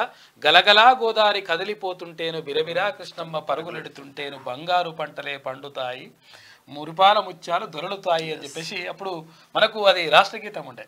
ఇది మా తెలుగు తల్లికి మల్లెపూదండ అది ఉండే. ఇప్పుడు మనకు జయ జయ హే తెలంగాణ అయింది. తెలంగాణ కోటి రత్నాలు. ఇక ఇవాళ రేపు అతి భారీ వర్షాలు ఉన్నాయంట. జాగ్రత్తగా ఉండండి. ఇక కృష్ణా బేసిన్ లో ఎగువ కురుస్తున్న వర్షాలతో కర్ణాటకలోని కీలక ఆల్మట్టి, నారాయణపూర్ జలాశయాలు నిండుకుండలా మారాయి. ఆల్మట్టి గేట్లను మంగళవారం తెరవగా ఇక బుధవారం నారాయణపూర్ గేట్లను తెరిచారు. అయితే ఆ ప్రాజెక్టు నుంచి సాయంత్రం 62,955 క్యూసెక్ల నీటిని దిగువకు వదిలినరంట. దీంతో గద్వాల జిల్లాలోని జూరాల వైపు కృష్ణమ్మ పరుగులు పెడుతోంది. జూరాలకు గురువారం సాయంత్రం వరకు వరద చేరే అవకాశం ఉందని ఆ ప్రాజెక్టు అధికారులు తెలిపారు. జూరాలకు 2,500 క్యూసెక్ల ఇన్ఫ్లో వస్తుండగా 7,500 క్యూసెక్ల దిగువకు విడిచి జల విద్యుత్ ఉత్పత్తిని ప్రారంభించిందంట. ప్రధాన ప్రాజెక్టు ఆల్మట్టికి 92,736 క్యూసెక్ల వరద కొనసాగుతుందంట. కాబట్టి మొత్తం మీద బిరబిరా కృష్ణమ్మ పరుగులెడుతా ఉంది. ఇది ఎట్లా ఉంటే స్థానిక కోటాపై వెనక్కి, కన్నడీలకు రిజర్వేషన్లపై భారీ రగడ. కర్ణాటక పారిశ్రామిక వర్గాల్లో కలకలం. ఐటీ కంపెనీలకు భారీ నష్టమని నిపుణుల ఆందోళన. రాజ్యాంగ వ్యతిరేక బిల్లు అంటూ బాయ్ చేస్తున్న వ్యాఖ్యలు. ఐటీ కంపెనీలను బెదిరించేలా ఉంది అంటూ అసోచం చేస్తున్నారు. కంపెనీలు తరలి వెళ్లే ముప్పు అంటూ నాస్కం చెప్తా ఉంది. నిపుణులతో చర్చిస్తాం మంత్రి పాటిల్. బిల్లుపై నిర్ణయం తాత్కాలికంగా వాయిదా. సిద్ధరామయ్య ట్వీట్. మొత్తం మీద అది స్థానిక కోట 75% ఉండాలి, స్థానికులకే ఇవ్వాలనే దానిపైన వెనక్కి తగ్గింది కర్ణాటక రాష్ట్ర ప్రభుత్వం. ఇక ఇవాటి నుంచి డిఎస్సి ఆగస్టు 5 వరకు పరీక్షలు, మొత్తం పోస్టులు 11,062. 2.70 లక్షల మంది అభ్యర్థులు పోటీ పడతా ఉన్నారని చెప్పేసి ఒక వార్త కనిపిస్తా ఉంది. ఇప్పుడు డిఎస్ అంటే వాయిదా వేయలేదు, మరి కనీసం డిఎస్సికి తర్వాత గ్రూప్ 2కి అయితే టైం అంటే లేదు, 2 రోజులే గడువు ఉందంట, గ్యాప్ ఉందంట. కాబట్టి గ్రూప్ 2ను వాయిదా వేయాల్సినటువంటి అవసరం మాత్రం 100% ఉన్నది. దానిపైన నిర్ణయం తీసుకుంటే బాగుంటుంది. సింగరేణిలో 2 కార్మికుల సజీవ సమాధి, మరమ్మతులు చేస్తుండగా కూలిన మట్టి, మరో 2కి తీవ్ర గాయాలు. రామగుండం 3 రీజనల్ OCP 2లో ఘటన. కిషన్ రెడ్డి విచారం. చాలా దారుణం నిజంగా. ఇక డ్రగ్స్ కట్టడికి గట్టి నిఘా, టాస్క్ ఫోర్స్ తరహాలో యాంటీ డ్రగ్స్ కంట్రోల్ టీంలంట. వరంగల్లో ప్రయోగాత్మకంగా బ్లాక్ స్పాట్లుగా గంజాయి, తర్వాత డ్రగ్స్ వినియోగ కేంద్రాలు అని ప్రదేశాలని చెప్పేసి ఒక వార్త కనిపిస్తుంది. వైద్య శాఖ బదిలీలో మోసం, బదిలీ తప్పేందుకు ఆఫీస్ బేరర్ల అవతారం ఎత్తిన ఉద్యోగులు. ఒక్క సంఘం నుంచి ఆఫీస్ బేరర్లుగా 300 మంది పత్రాలంట. ఇక చూడు, ఆ యూనియన్ కు అసలు గుర్తింపే లేదంటున్న ఉద్యోగులు. అధికార పార్టీ అనుబంధ సంఘం ముసుగులో దందా, 2 కోట్ల మేర వసూళ్లు, నేటి నుంచి శాఖలో బదిలీలు. ఉందంట వైద్య శాఖలో. మరి చూసుకోవాలి ఒకసారి మంత్రి దామోదర్ రాజనరసింహ గారు కొంచెం దీనిపైన దృష్టి పెట్టండి, ఏదో నడుస్తుందంట లెక్క. ప్రజావాణి ఫిర్యాదులకు ట్రాకింగ్, ఇక ఫిర్యాదు ఏ దశలో ఉందనేది ఆర్జీదారు తెలుసుకోవచ్చు. పరిష్కారం సరిగా లేదని భావిస్తే ఆన్లైన్లో అప్పీల్కు వెళ్ళొచ్చు. అవకాశం కల్పించనున్న ప్రభుత్వం ప్రక్రియపై అధికారుల కసరత్తు అని చెప్పేసి ఒక వార్త కనిపిస్తా ఉంది. ప్రజావానికి ఫిర్యాదులు ట్రాకింగ్ ఇస్తా ఉన్నారు. 2,600 ఉద్యోగాలకు 25,000 మంది కొలువుల వేటలో తొక్కేసలాట. ముంబై విమానాశ్రయం వద్ద ఘటన. నిరుద్యోగం రికార్డుల బద్దలు కొట్టిందని ప్రియాంక గాంధీ చెప్తున్న వాక్యాలు. అంటే 8 లక్షల ఉద్యోగాలు ఇచ్చినామని చెప్పేసి ప్రధానమంత్రి చెప్పడం, తర్వాత అది కరెక్ట్ కాదని చెప్పేసి వీళ్ళు అనడం, ఇట్లా ఇదంతా కూడా జరుగుతూ ఉంది. ఇది ఆంధ్రజ్యోతిలో ఉన్న వార్తలైతే ఒకసారి శనార్థి తెలంగాణ దినపత్రిక చూద్దాం. ఈ నెల 26 నుంచి ఒలింపిక్స్, భారత్ నుంచి 117 మంది అథ్లెట్లు వెళ్తా ఉన్నారు. ఇక జాబితాకు ఆమోదం తెలిపిన క్రీడా మంత్రిత్వ శాఖ. షాట్ పుట్ అబా కతువా పేరు మాయమైపోయిందంట. పేరు తొలగించడంపై లేని క్లారిటీ అని చెప్పేసి ఒక వార్త. 3 విడతల్లో క్లియర్, గడువులోపే రుణమాఫీ. ఈ నెలాఖరులోప 1,50,000, ఆగస్టులో మరో 50,000. గాంధీ కుటుంబం మాటిస్తే శిలాశాసనం. దేశానికి ఆదర్శంగా తెలంగాణ. 10 ఏళ్లలో 28,000 కోట్ల రుణమాఫీ చేయలేకపోయిండు. రుణమాఫీని 20 ఏళ్లు చెప్పుకోవాలి. నేడు రైతు వేదికలకు కనెక్ట్ అవుతా అప్పులు చేస్తే ప్రాణాలు తీసుకోవాలా. తెలంగాణ సీఎం రేవంత్ రెడ్డి చేస్తున్న అప్పుల బాధతో చాలా మంది రైతులు గతంలో చచ్చిపోయినారు. అటువంటి బాధ రావద్దు అని చెప్పేసి రాష్ట్ర ప్రభుత్వం భావిస్తూ ఉంది. అందులో భాగంగానే నిన్న ఎమ్మెల్సీలు, ఎంపీలు, ఎమ్మెల్యేలు, తర్వాత మంత్రులు, ముఖ్యమంత్రి అందరూ కూడా వెళ్ళి నిన్న ఒక మీటింగ్ పెట్టేసి దీనిపైన నిర్ణయం తీసుకున్నారు. ఇవాళ నుంచి 3 రోజుల పాటు సంబరాలు చేయాలని చెప్పేసి వాళ్ళు భావిస్తూ ఉన్నారు. ఇక 4 నెలల్లో నైని బొగ్గు ఒడిశాలో సింగరేణి ప్లాంట్ స్టార్ట్ చేస్తున్నట. వసతుల కల్పనకు ఒడిశా సర్కార్ రెడీ అవుతుంది. డిప్యూటీ సీఎం బట్టి విక్రమార్క మాట్లాడితే ఆయన అక్కడ ముఖ్యమంత్రితో మాట్లాడితే ఓకే అయిపోయింది. సిబిఎస్ఈ కొత్త విధానం. ఏడాదికి 2 సార్లు బోర్డు ఎగ్జామ్స్. మార్చిలో రాసిన వాళ్లకు జూన్లో అనుమతి. ఇది కేవలం ఆప్షన్ మాత్రమే. త్వరలోనే నిర్ణయం తీసుకునే ఛాన్స్. సిబిఎస్ఈ అంటే ఇప్పుడు ఇంటర్మీడియట్ ఉంటుంది కదా, ఇంటర్మీడియట్ అంటే +2 అంటారు ఇక్కడ సిబిఎస్ఈ. అక్కడ +2 ఉంటుంది కదా, 10వ తరగతి తర్వాత +2 అంటే 2 సంవత్సరాలు. ఆ 2 సంవత్సరాలకు సంబంధించి ఇంటర్మీడియట్ దాన్ని ఒక్కొక్క అంటే ఇప్పుడు ఉంటాయి కదా ఇయర్లీ వన్స్ కాకుండా సెమిస్టర్ సిస్టమ్ పెట్టాలని చెప్పేసి భావిస్తుందంట CBSE, central board of secondary education. ఇక India at the rate of నిరుద్యోగం, భారీగా తగ్గిన ఉద్యోగాలు. చిన్న కొలువులకైనా భారీగా పోటీ ఉంటుంది. అటెండర్ పోస్టులకు కూడా PhD స్కాలర్స్ ఏది అప్లై చేసుకుంటున్నారు. తాజాగా ఎయిర్పోర్ట్ సర్వీసెస్లో వాకిన్ ఇంటర్వ్యూ అంట. 25 నుంచి 50,000 మంది దాకా హాజరైపోయినరు. చాలా దారుణమైన 2,500 ఉద్యోగాలకు తొక్కితలాట జరిగిందట. ఎందుకంటే అక్కడ అంత దారుణమైన పరిస్థితి. PhD చేసినాక కూడా అటెండర్ జాబ్కు అప్లై చేసుకుంటారట. జవహర్ నగర్ లో దారుణం. వీధి కుక్కల దాడిలో చిన్నారి మృతి. జగిత్యాల జిల్లా బీర్పూర్ మండలంలో మరో ఘటన. కుక్కల దాడిలో బాలుడికి తీవ్ర గాయాలు. విచారం వ్యక్తం చేసిన సీఎం రేవంత్ రెడ్డి. వీధి కుక్కల దాడుల నివారణ చర్యలు చేపట్టాలి. టోల్ ఫ్రీ నెంబర్ ఏర్పాటు చేయాలని ఆదేశాలు. 100% జరుగుతూ ఉంటాయి. కరెక్ట్ గా పట్టించుకునే పరిస్థితి లేదు. నో యూజ్, పేరు మార్చినా తీరు మారదంట. టీఆర్ఎస్ గా మారనున్న బీఆర్ఎస్. యూటర్న్ తో ఒరిగేది ఏం లేదంట. సెంటిమెంట్ను క్యాచ్ చేసుకోవాలని చెప్పేసి కుట్ర చేస్తా ఉన్నారు. మెల్లిగా జనాల్లోకి వదులుతున్న కాక. తెలంగాణను సర్వనాశనం చేసిన కేసీఆర్ ప్రజలు నమ్మే రోజులు పోయినాయి. స్కామ్లకు పెద్ద బాపు గులాబీ బాస్ అంట. ఏమైంది మొత్తం మీద ఈ పార్టీ మారుద్దామని చూస్తున్నాడు. అనేది పేరు మారుద్దామని హరీష్ రావు ఉన్నాడు కదా, టీఆర్ఎస్ వేసుకున్నాడు కండువా, బీఆర్ఎస్ తీసేసి టీఆర్ఎస్ అనేసిండు. ఇక ఆగమాగం చేసి ఇప్పుడు ఇట్లా చేస్తున్నట. 9.5 ఏళ్ల పాటు నియంత్ర పాలన చేసిన కేసీఆర్ తాను చేసేది బహు గొప్ప పాలన అని చెప్తూ దేశానికి కూడా ఇలాంటి పాలన అందిస్తామంటూ మహారాష్ట్రలో ఒక ఆడ నెంబర్ గెలిచిండు. పార్టీ పేరును బీఆర్ఎస్ గా మార్చిండు. అయితే పక్క రాష్ట్రాలు ఏమో కానీ మన రాష్ట్రంలో ఉన్న అధికారాన్ని జనాలు ఊడగొట్టారు. ఓటమికి పార్టీ పేరు కూడా ఒక కారణమని భావిస్తున్న గులాబీ సైన్యం పార్టీ పేరును మళ్ళీ టీఆర్ఎస్ గా మార్చాలని భావిస్తున్నారు. అంతకు మించి ఏం మార్చినా ఏమైతుంది కాక పార్టీ పేరు మారిస్తే అయిపోతుంది. మీరు తీసుకున్న విధానాలు తప్పు కదా, మారాలి. ఇవన్నీ కథలన్నీ లంగ కథలన్నీ వాడి ఇప్పుడు పార్టీ పేరు మారిస్తే అయిపోతుంది. ఇక వాస్తు మొత్తం ఇట్లా చేసేస్తున్నాం, సెట్ చేస్తున్నాం అట్లా అంటే ఏదైతుంది కథ. ఇక ఇవాటి నుంచి డిఎస్సి పరీక్షలు వాయిదా వేయాలని అభ్యర్థుల ఆందోళన. షెడ్యూల్ ప్రకారం పరీక్షలు నిర్వహిస్తున్న ప్రభుత్వం నేటి నుంచి ఆగస్టు 5 వరకు జరగనున్న ఎగ్జామ్స్ అని చెప్పేసి ఒక వార్త. ప్రజాపాలన ప్రజల కోసం శ్రమిస్తున్న కాంగ్రెస్ సర్కార్ హామీలు అమలు దిశగా అడుగులు. ఉచిత బస్సు, 500కే గ్యాస్ సిలిండర్, 200 యూనిట్ల వరకు ఉచిత విద్యుత్ సరఫరా, ఇందిరమ్మ ఇళ్ల నిర్మాణానికి మార్గదర్శకాలు జారీ, అమలవుతున్న రైతు భరోసా, రైతు రుణమాఫీ, ఇంకా అనేక విధాలుగా ప్రజలకు సాయం అందిస్తా ఉన్నారు. ప్రభుత్వం ఇక ప్రైవేట్ రంగంలో రిజర్వేషన్లు ఓబీసీలకు కల్పించాల్సిందే. ప్రభుత్వ రంగ సంస్థలు ప్రైవేటుగా మారే అవకాశం. మేము జనరల్ అభ్యర్థులను వ్యతిరేకించట్లే, ఓబీసీలకు రిజర్వేషన్ కల్పించాలంతే కేంద్ర మంత్రి రామ్ దాస్ అతవాలే డిమాండ్ చేస్తా ఉన్నారు. నిజంగా ఒక మంచి పరిణామం. ఎందుకంటే యాక్చువల్గా ఇక్కడ ఇది ప్రభుత్వ ఉద్యోగాలకే రిజర్వేషన్స్ కాన్స్టిట్యూషనల్లీ అంటే చెప్పడం అంటే కాన్స్టిట్యూషనల్ కాకుండా ఇప్పుడు ఏంటంటే నిజంగా ఈ రిజర్వేషన్లకు సంబంధించి అంటచప్పలు ఎవరైనా ఉన్నారంటే వాళ్ళు బీసీలే. నిజంగా బీసీలు రిజర్వేషన్లకు దూరంగా ఉన్నారు. తర్వాత ఇప్పుడు బీసీలు అంటే చాలా మంది ఏమనుకుంటుంటే బాగా రాజకీయంగా ఎక్కడా లేదు. బీసీ కులాలకి కొన్ని కులాలు చెప్తే పరిచయం అవుతారు. యాక్చువల్ మీరు ఎక్స్పెక్ట్ కూడా అయ్యారు. ఇప్పుడు ఇప్పుడు బాలసంతు ఉంటుంది, గంగెద్దులో ఉంటుంది, తర్వాత పిచ్చగుట్లు అంటే ఇప్పుడు అది వాళ్ళు వంశరాజులను పెట్టుకున్నారు వాళ్ళు ఉంటారు. తర్వాత ఏది ముడుపుక్కలు ఉంటాయి. ఇట్లా రకరకాల క్యాస్ట్లు ఉంటాయి. అవి అసలు యాక్చువల్గా అది ఏంటిది దాని ఏమంటారు అడుక్కు తినేటువంటి పరిస్థితిలో కూడా దారుణమైనటువంటి పరిస్థితిలో ఉన్నటువంటి క్యాస్ట్లు ఉన్నాయి. అందులో వాళ్ళకు కూడా కనీసం రిజర్వేషన్ ఫలాలు దక్కకపోతే ఇంకెవరికి దక్కినట్లు లెక్క.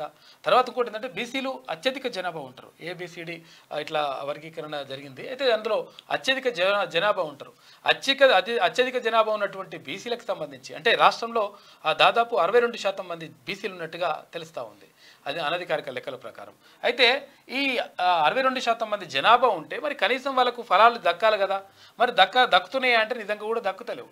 కాబట్టి బీసీలకు సోయి రాకపోతే, బీసీలకు సిగ్గు రాకపోతే ఇంకెవరేం చేయలేరు. ఎందుకంటే సొంతంగా ఓట్లు వేసుకోనంత కాలం, తర్వాత సొంతంగా తమ సోయి తమకు రానంత కాలం ఇంకా ఇట్లనే నష్టపోతుంటారు, తర్వాత మోసపోతూనే ఉంటారు. కాకపోతే అంటే కేంద్ర మంత్రి తీసుకున్నటువంటి నిర్ణయం మాత్రం చాలా గొప్పది. విద్యా వైద్యానికి ప్రత్యేక కార్యాచరణ, అంతర్జాతీయ స్కిల్ యూనివర్సిటీ ఏర్పాటు చేస్తాం. విపక్షాల ఉచ్చులో యువత పడద్దు, త్వరలో జాబ్ క్యాలెండర్ విడుదల చేస్తాం. మంత్రి దుద్దిల్ల శ్రీధర్ బాబు చేస్తున్న విద్యా వైద్యానికి సంబంధించిన మన ముఖ్యమంత్రి మాట్లాడిన తర్వాత ఇప్పుడు మంత్రులు కూడా మాట్లాడుతూ ఉన్నారు. చాలా మంచి శుభ పరిణామం ఇది. నిజంగా విద్యా వైద్యానికి కేటాయింపులు జరగాలి. 7200 అదే చెప్తా ఉంది. అంటే గతంలో మనం చెప్పినాం ఇవన్నీ కూడా ప్రభుత్వం ఆధ్వర్యంలో ఉచితంగా కార్పొరేట్ లెవెల్లో అందించాలని చెప్పేసి మనం పెట్టినాం. నిజంగా కూడా ఇటువంటి నిర్ణయాలు తీసుకోవడం మాత్రం మంచి న్యాయం. కూడా ఇద్దరు అన్నదమ్ముల పంచాయతీ భూమి పంచాయతీలో ఇక పోయి హైకోర్టులో కేసు వేసుకుంటే లాయర్లకు ఇచ్చే ఫీజులు కూడా లేకుండా పరిస్థితులు, సత్వర న్యాయం కూడా జరగట్లేదు. ఇక నేటి మాట చూసుకుంటే, హలో బాపు, బరువెక్కిన గుండెతో పరీక్ష రాయడానికి వెళ్తున్నా ఈ మొండి ప్రభుత్వం మా అభ్యంతరాలను పట్టించుకోలేదు. కనీసం నెల రోజులైనా పరీక్షను వాయిదా వేయమంటే వేయలేదు. చిన్నపిల్లలను మీ దగ్గరికి వదిలేసి వచ్చినందుకు తల్లిగా నా గుండె తల్లడిల్లిపోయింది. పరీక్షలో ఏం రాయాలో అర్థం అయితలేదు. ఒక్కసారి పెద్దోడికి ఫోన్ ఇయ్యే, చిన్ను ఎలా ఉన్నావురా, అమ్మమ్మను తాతయ్యను గొడవ పెట్టకు, ఎప్పటికీ షాప్కి వెళ్ళమని అల్లరి చేయకు, పిల్లల్ని ఏడిపియకు, నువ్వు స్కూల్కి వెళ్ళొచ్చాక హోంవర్క్ చేసుకో, 2nd క్లాస్లో నువ్వు స్కూల్ ఫస్ట్ రావాలి, అర్థమైందా? రోడ్డు మీద తిరగకు, వెహికల్స్ వస్తాయి, జాగ్రత్త చిన్ను. బాపు, పిల్లలు ఏమైనా అల్లరి చేస్తే వాళ్ళను ఏమనకు. మీ అల్లుడు క్యాబ్ డ్రైవర్గా పనిచేస్తూ నాకు కోచింగ్ సెంటర్లో ఫీజులు కడుతూ నన్ను చదివిస్తున్నాడు.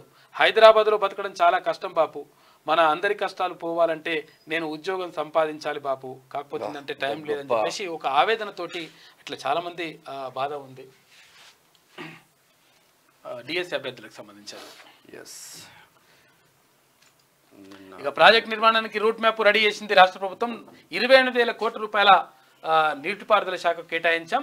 అప్పులకు వడ్డీ 18,000 కోట్ల రూపాయలు కడుతున్నాం. అదనపు బడ్జెట్ సమీకరిస్తున్నాం. సకాలంలో ప్రాజెక్టులు పూర్తి చేస్తాం అని చెప్పేసి మంత్రి ఉత్తమ్ కుమార్ రెడ్డి అంటా ఉన్నారు. నీటిపారుదల అధికారులతో సమీక్ష సమావేశం నిర్వహించారు. ఇది శనార్థి తెలంగాణలో ఉన్నటువంటి ప్రధాన కథనాలు. అయితే ఒకసారి దిశ చూద్దాం. అంతా జిగ్జాగ్.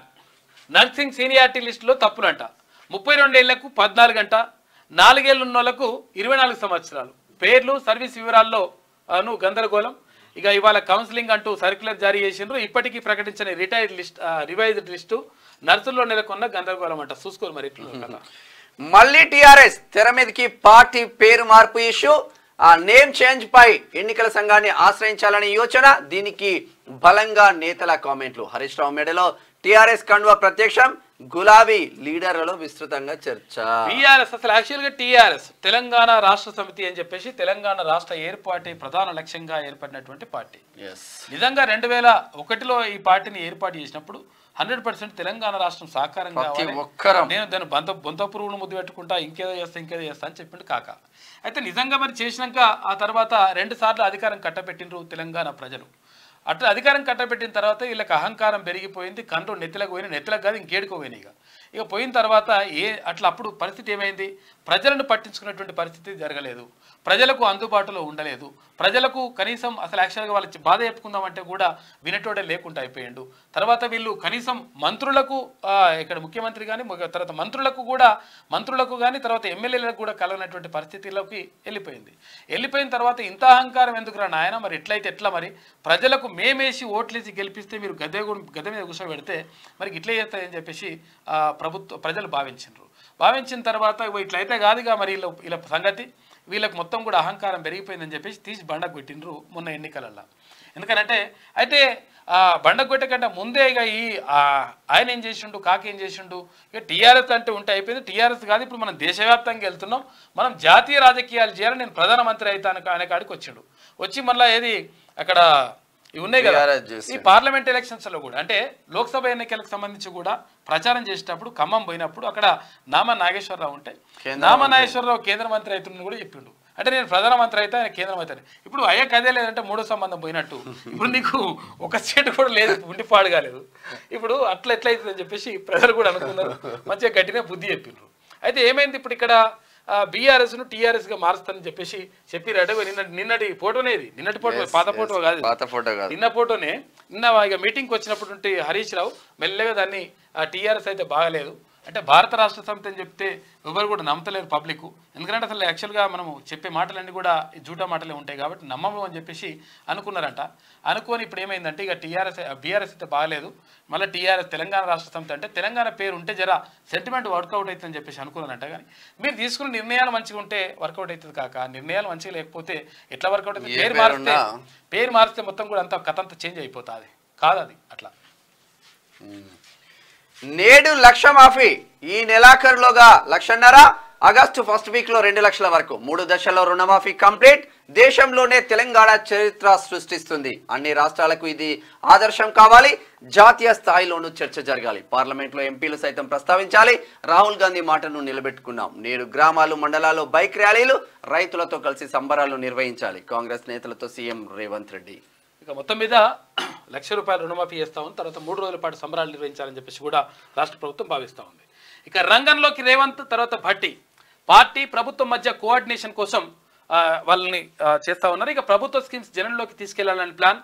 పబ్లిసిటీ మార్కెటింగ్లో వెనుకబడ్డామని చర్చ. ఇక 5 గ్యారెంటీల అమలులో ఇదే తీరంట. రుణమాఫీ విషయంలో రిపీట్ కావద్దని ఆలోచన. విస్తృతంగా పాపులర్ చేయాలని నేతలకు ఆదేశం. ప్రజాభవన్ మీటింగ్లో క్లారిటీ ఇచ్చేసిండ్రు. 2025 డిసెంబర్ నాటికి పాలమూరు రంగారెడ్డి పూర్తి, మిగతా ప్రాజెక్టుల పనులు కంప్లీట్ చేస్తాం. ఆగస్టు 15న సీతారామ ప్రారంభం. మంత్రి ఉత్తమ్ కుమార్ రెడ్డి వెల్లడి. ఇరిగేషన్ అధికారులు రివ్యూ నిర్వహిస్తా ఉన్నారు. పాలమూరు అంటే ఉమ్మడి మహబూబ్నగర్ జిల్లాకు సంబంధించి 2025 డిసెంబర్ నాటికి అంటే వచ్చే సంవత్సరంలోగా ఇవన్నీ కూడా పూర్తి చేయాలని చెప్పేసి రాష్ట్ర ప్రభుత్వం భావిస్తూ ఉంది. దానికి సంబంధించి రివ్యూ నిర్వహించారు. మహారాష్ట్రలో భారీ ఎన్కౌంటర్, 12 మంది మావోయిస్టులు మృతుల్లో దళం ఇన్ఛార్జ్ డివిసిఎం లక్ష్మణ్, ఎదురుకాల్పులో సబ్ ఇన్స్పెక్టర్ జవాన్ కు గాయాలు, భారీగా ఆయుధాలు స్వాధీనం. బోర్డర్ మహారాష్ట్రలో జరుగుతున్నాయి, అక్కడ ఛత్తీస్గఢ్లో జరుగుతున్నాయి, మొత్తం ఆగమాగా ఉన్నది. ఇక ఇవాళ డిఎస్సి 14 జిల్లాలు 56 కేంద్రాలంటే 2 షిఫ్టులో పరీక్షలు ఏర్పాట్లు పూర్తి చేసిన అధికారులు. జవహర్ నగర్ లో దారుణం, చిన్నారిపై వీధి కుక్కల దాడి, తీవ్ర గాయాలు, గాంధీలో చికిత్స పొందుతూ మృతి. జగిత్యాల జిల్లాలో మరో ఘటన, గాయపడ్డ బాలుడు. ఘటనపై స్పందించిన సీఎం రేవంత్ రెడ్డి వీధి కుక్కల సమస్యలపై అధ్యయన కమిటీ ఏర్పాటుకు ఆదేశం. అయితే సుమోటో పిటిషన్ పై ఇవాళ విచారణ జరుగుతుందంట. అయితే దానికి సంబంధించి అంటే వీధి కుక్కలు ఘోరంగా ఎగబడుతున్నాయి, అంతటా పాడైనాయి ఘోరంగా. ఏడాదికి 2 సార్లు ఎగ్జామ్స్ 12వ తరగతి విద్యార్థుల కోసం, అంటే ఇంటర్మీడియట్ అంటే ఇప్పుడు +2 అంటారు దాంట్లో, ఎక్కడ సిబిఎస్ఈ కాబట్టి కొత్త విధానానికి సిబిఎస్ఈ ఆలోచన. ఇక మార్చి జూన్ నెలల్లో నిర్వహించే అవకాశం 2025-26 విద్యా సంవత్సరం నుంచి అమలు చేస్తున్నారంట. 100% రిజర్వేషన్ పై యూటర్న్, కన్నడ ప్రజలకు ప్రైవేట్ సంస్థల అమలుకు బిల్లు. నిర్ణయం మార్చుకున్న కర్ణాటక ప్రభుత్వం, పారిశ్రామిక వర్గాల నుంచి వ్యతిరేకత రావడంతో హోల్డ్. వెనక్కైతే తగ్గింది కర్ణాటక రాష్ట్రంలో. ప్రైవేట్లో 75% 100% రిజర్వేషన్ పై యూటర్న్, కన్నడ ప్రజలకు ప్రైవేట్ సంస్థల అమలుకు నిన్న అందులో మంత్రివర్గంలో నిర్ణయం తీసుకొని మొత్తం కంపెనీలు 75% కన్నడీలకే ప్రైవేట్ ఉద్యోగాలలో వీళ్ళు ఉండాలి, మిగతా వాళ్ళు వెళ్ళిపోవాలి. కంప్లీట్ గా కన్నడీయులనే 70% ప్రైవేట్ ఉద్యోగాలలో. అట్లా అంటే మేము ఐటీ కంపెనీలు మేము అందరం వెళ్ళిపోతాం, కంపెనీలన్నీ హెచ్చరించడంతోనే మళ్ళా మేము ఇంటి నుంచి వెళ్ళిపోతాం, మేము ఉండం ఇక మీరు అట్లా 75% అంటే మాకు మ్యాన్ పవర్ మరి ఉండరు కదా అని చెప్పేసి అన్నారంట. అంటే మళ్ళీ వెనకకి తీసుకున్నారు. అంటే వాస్తవానికి ప్రైవేట్ సంస్థల్లో రిజర్వేషన్ రావాలన్నది చాలా కాలం నుంచి జరుగుతున్నటువంటి డిమాండ్. అది తద్వారా ఏమైంది, ఇప్పుడు హైదరాబాద్ లో ఐటీ కంపెనీలు చాలా ఉన్నాయి. ఈ ఐటీ కంపెనీల్లో మెజారిటీ అంటే 10% కూడా ఉంటారు ఇప్పుడు తెలంగాణ. 80-90% పబ్లిక్ ఇతర రాష్ట్రాల నుంచి వచ్చినటువంటి ఐటీ రంగం వల్ల ఉంటాయి. కేవలం 10% మంది మాత్రమే మన వాళ్ళు ఉంటారు. వాస్తవానికి కూడా మన ఇక్కడ వాస్తవానికి స్కిల్స్ అనేటివి చాలా ఇంపార్టెంట్. స్కిల్స్ చాలా ఇంపార్టెంట్. అక్కడ మొత్తం భారతదేశం వాస్తు ఏది మన భాగవతులలో ఇటాడుతుంది.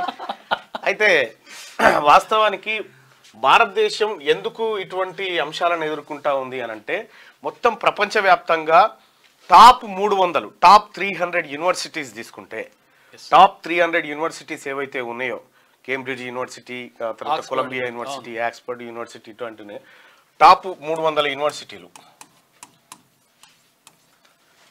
టాప్ 300 ఉంటే భారతదేశంలో అన్ని దేశాల్లో కలిపి, ఇందులో భారతదేశంలో ఉన్నటువంటి యూనివర్సిటీలు 0, ఒక్కటి లేదు. మన భారతదేశంలో చదువుతున్నటువంటి చాలా మంది, ఇది విద్యాంశం చెప్తా ఉన్నా, చాలా మంది 100 మంది చదివితే కేవలం 20% మందే పనికి అవసరమైన నిపుణత సాధిస్తున్నారు. 20% మంది అక్కడికి వస్తుంది చదువు. ఈ 80% మంది ఒట్టిదేగా. ఈ రకంగా ఇదే కాదు, ఇంకా ఇప్పుడు ఈ యూనివర్సిటీలే కాదు, ఇంకా అన్ని రంగాల్లో దేశం పరిస్థితి ఇలాగే ఉంది. అంటే ఏ రంగంలోనైతే ముందుండానో ఆ రంగంలో వెనుకబడ్డాం. ఈ వాస్తవానికి ఈ రంగంలో ముందుండాలి. జర్మనీలో 100% మంది ఏది ఇంజనీరింగ్ చేసిన వాళ్ళు అయిపోగానే నిపుణత సాధించుకొని ఉద్యోగంలో చేరుతారు. మన తన 20% మంది మాత్రమే. ఇక మిగతాదంతా ఉత్తదే కథ, పేరుకే డిగ్రీ ఉండాలనేటువంటి చర్చ. ఇక ఇంకొక విషయం ఏంటంటే వ్యవసాయ రంగం తీసుకుంటే మొత్తం ప్రపంచంలో 90% వ్యవసాయ యోగ్యమైన భూములు అమెరికాలో ఉన్నాయి. 40 కోట్ల ఎకరాల భూములు భారతదేశంలో ఉన్నాయి. ఈ 40 కోట్ల ఎకరాల భూముల్లో కేవలం మనం ఎక్కువ ఏం పండిస్తామంటే వరి, పత్తి ఇటువంటివి పండిస్తాం. వరి 1 కిలో బియ్యం పండియడానికి 5,000 లీటర్లు కావాలి. 1 కేజీ రైస్ పండించడానికి 5,000 లీటర్లు కావాలి. పత్తి కేజీ పండించడానికి 10,000 లీటర్లు కావాలి. ఎక్కడి నుంచి వాస్తవానికి ఈ 2 పంటలకు వర్షాధారితమైనటువంటి వాగులు వంకలు చెరువుల ద్వారా వాడితే ఇబ్బంది ఏం లేదు. కానీ భూగర్భ జలం నుంచి కూడా వీటిని పారిస్తా ఉన్నాం కాబట్టి ఈ పరిస్థితి ఏర్పడ్డది వ్యవసాయ రంగం. ప్రతి 7గురిలో ఒకరు ఆకలితో చచ్చిపోతూ ఉన్నారు మన దేశంలో. ఇప్పటికి కూడా ప్రతి 7గురిలో ఒక గడిచిన 10 సంవత్సరాల్లో అన్ని రాష్ట్రాలు కలిపి 5 లక్షల కోట్లు రుణమాఫీ చేసినాయి. నిన్న జరిగినటువంటి తెలంగాణ రుణమాఫీతో కలిపి కాదు, అది కాకుండా 5 లక్షల కోట్ల రుణమాఫీ చేసినాయి. అంటే ఈ రంగం మీద వాస్తవానికి జర్మనీ, జపాన్ 10% మాత్రమే వ్యవసాయం మీద ఉంటుంది. జర్మనీ 1.5% మాత్రమే వ్యవసాయం మీద ఆధారపడుతుంది. వీళ్ళు ఏం చేస్తారంటే ఈ నీటి వనరులను ఖర్చు కాకుండా మన దగ్గర నుంచి ఇతర దేశాల నుంచి బియ్యము ఇవన్నీ కొనుక్కొని పోతారు. మనం ఎక్కువ నీళ్ళు ఖర్చు పెట్టి తక్కువ పంట పండిస్తూ ఉన్నాం. వ్యవసాయం ఈ రకంగా ఇబ్బంది జరుగుతూ ఉంది. దాదాపు 40% మంది మనం వ్యవసాయం మీద ఆధారపడి బతుకుతా ఉన్నాం. ఇక్కడ జపాన్కి వచ్చేసరికి 10%, జర్మనీకి వచ్చేసరికి 1.5%, ఇటలీ ఇంకా తక్కువ. ఈ రకంగా వ్యవసాయం ముఖ చిత్రం ఉంది. ఇక్కడ తక్కువ నీళ్లతోని ఎక్కువ పంటలు పండే కూరగాయలు మాత్రం మనం పండించాం. ఇక అవే ఇంపోర్ట్ చేస్తాం ఎక్కువ. అక్కడి నుంచి ఇక్కడి నుంచి ఇవి పండించాం. భూగర్భం నుంచి నీళ్లు తీసుకొస్తే ఏడుంటది. మొన్నటిసారి 10 కోట్ల ఎకరాల భూమి పడవ పెట్టాం వట్టిగానే, సాగుయోగ్యమైన భూమి నీళ్లు లేక.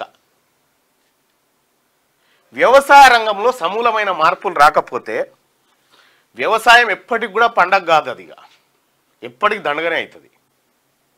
భూగర్భ జలాలన్నీ ఖతమైపోతాయి, వనరులన్నీ ఖతమైపోతాయి. తద్వారా మనం ఎన్ని రుణమాఫీలు చేసుకుంటూ పోయినా వ్యవసాయం ఏం గట్టెక్కది. నూతన పద్ధతులు రావాలి. నూతన పద్ధతులు వస్తేనే వ్యవసాయం బాగుపడుతుంది. ఇప్పుడు గత ప్రభుత్వాలు చేసినాయి, చాలా ప్రభుత్వాలు చేసినాయి, రుణమాఫీలు చేసుకుంటూ పోతే ఇప్పుడు తెలంగాణ ప్రభుత్వం దాదాపు 31,000 కోట్ల రూపాయల రుణాలు మాఫీ చేయబోతా ఉంది. ఇది పోనీ మరి రైతులకేమన్నా కాదు, బ్యాంకర్లకు కట్టేటువంటి పైకం. మరి దీని తర్వాత మళ్ళీ తెచ్చుకుంటారు, మళ్ళీ రుణమాఫీ. కానీ ఇక్కడ వస్తున్నటువంటి మార్పు ఏమన్నా ఉందా? ఏమీ లేకుండా పోయింది. అయితే ఇక్కడ మనం ప్రభుత్వాలు ఆలోచించాల్సింది ఏంటంటే, మనము తక్కువ నీళ్ళతో పండే పంటలనేమో ఇంపోర్ట్ చేసుకుంటున్నాము, ఎక్కువ ఖర్చు పెట్టి పండిస్తూనేమో ఎక్స్పోర్ట్ చేస్తూ ఉన్నాం. ఇది ప్రమాదకరమైనటువంటి సూచన.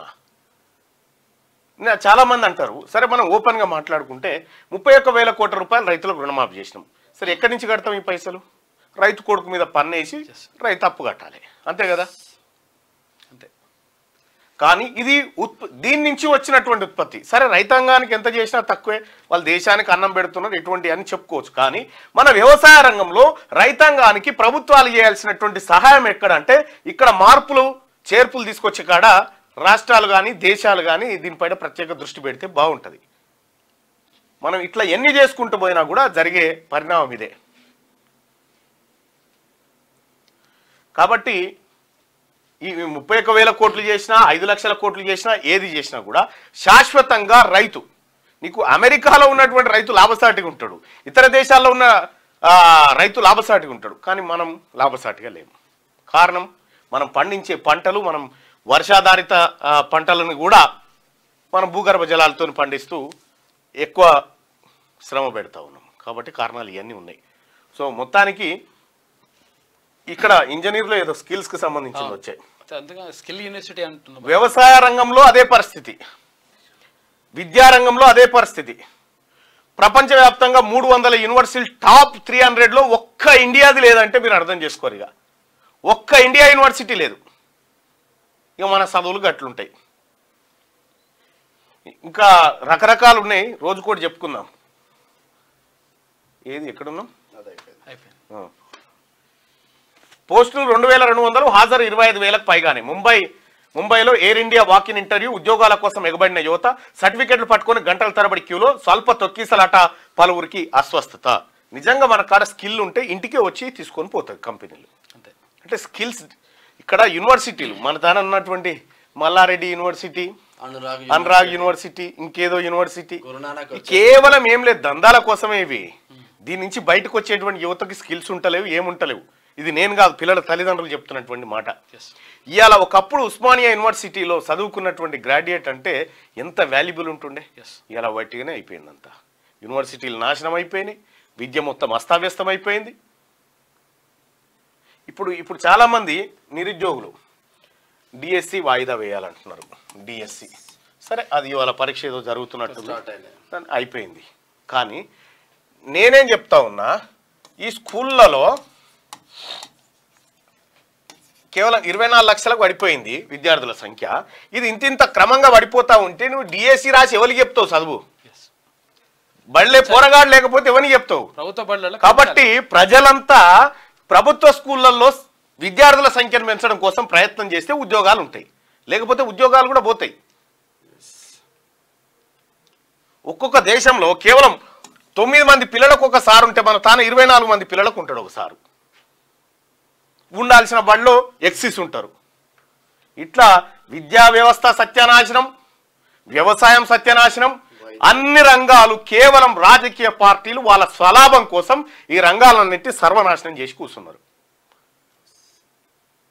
ఇక నిర్మోహమాటంగా మాట్లాడితే ఓ పంచాయతీ మళ్ళా గట్లంటాడా మళ్ళా? ఎట్లా అంటా మరి ఉన్నది గిది, ఉన్న వాస్తవం చెప్పుకుంటే ఇగో ఈ పరిస్థితికి ఉంటుంది. సో దీన్ని ఇంకో రకంగా గతంలో కేసీఆర్ రైతులను డిఫాల్టర్లను చేసిండు. డిఫాల్టర్లు అంటే ఎగవేతదారులు. ఇప్పుడు కాంగ్రెస్ ప్రభుత్వం వచ్చి వాళ్ళని రాజులుగా విముక్తిని చేసింది. ఈ రకంగా చెప్పుకోవచ్చు. కానీ ఈ దేశం పట్ల, ఈ భూమి పట్ల ప్రేమ, ఈ భూమి పట్ల బాధ్యత ఉన్నోడు ఏం చెప్తాడంటే ఈ వ్యవసాయ రంగంలో మార్పులు రావాలని చెప్తాడు. మేము చెప్తుంది గదే. Thank you. పండుగ సాయం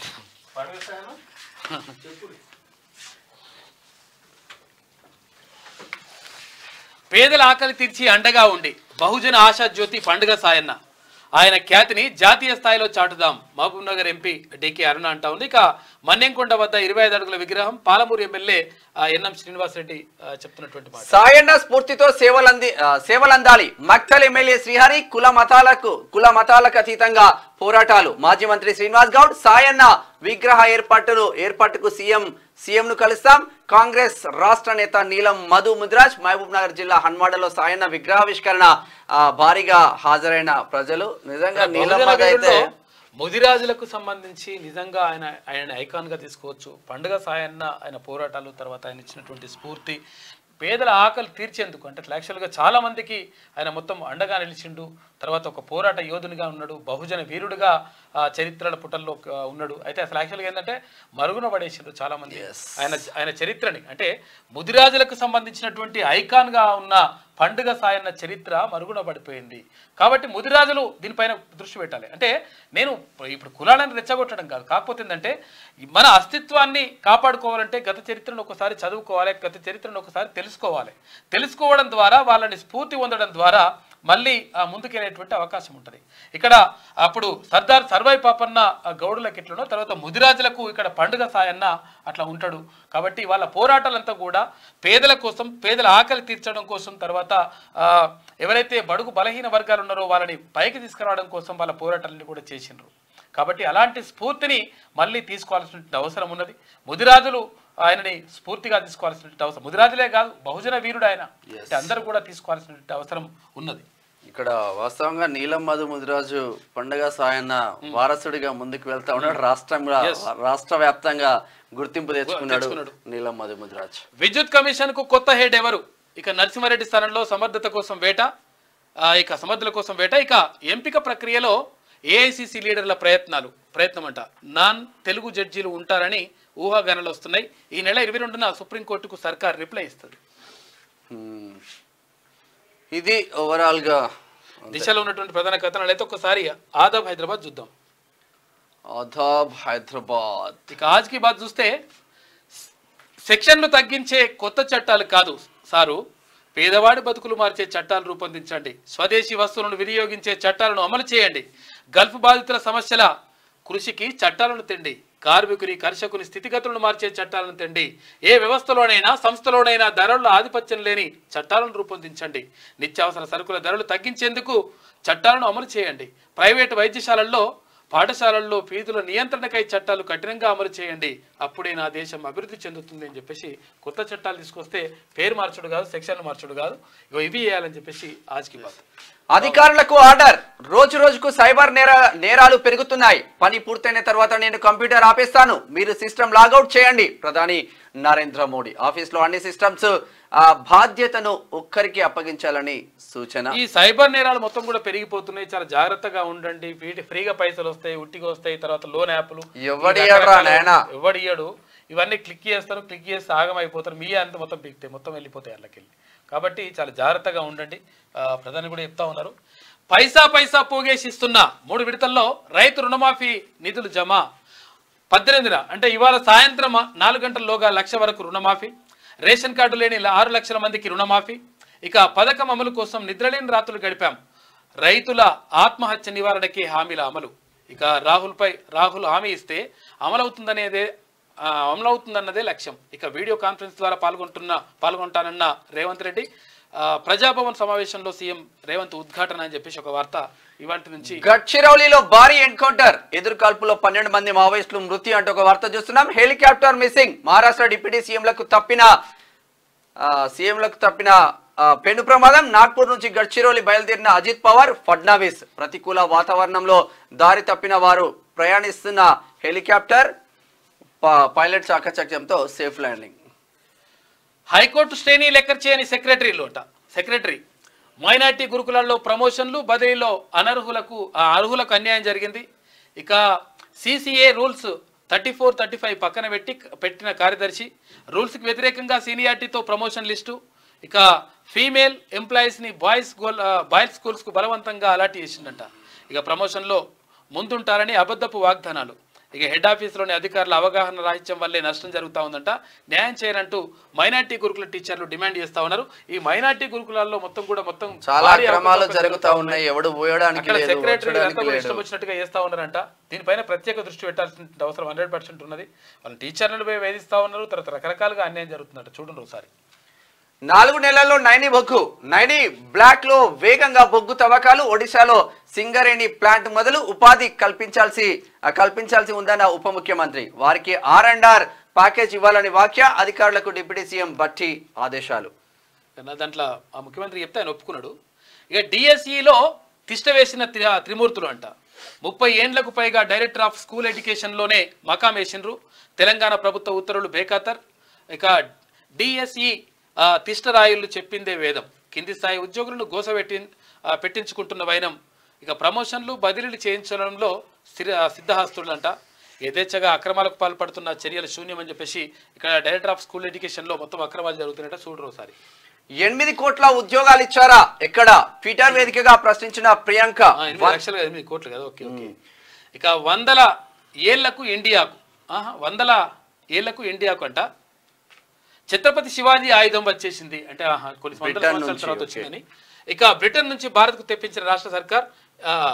తెప్పించిన సర్కార్ అప్పట్లో యుద్ధాల్లో శివాజీ వాడే వాగ్నక్ అంటే స్పెషల్ పులి పంజా రూపంలో ఉంటదంట. ఇది ఇట్లా గోర్లా పెట్టి ఇట్లా వేస్తారేమో.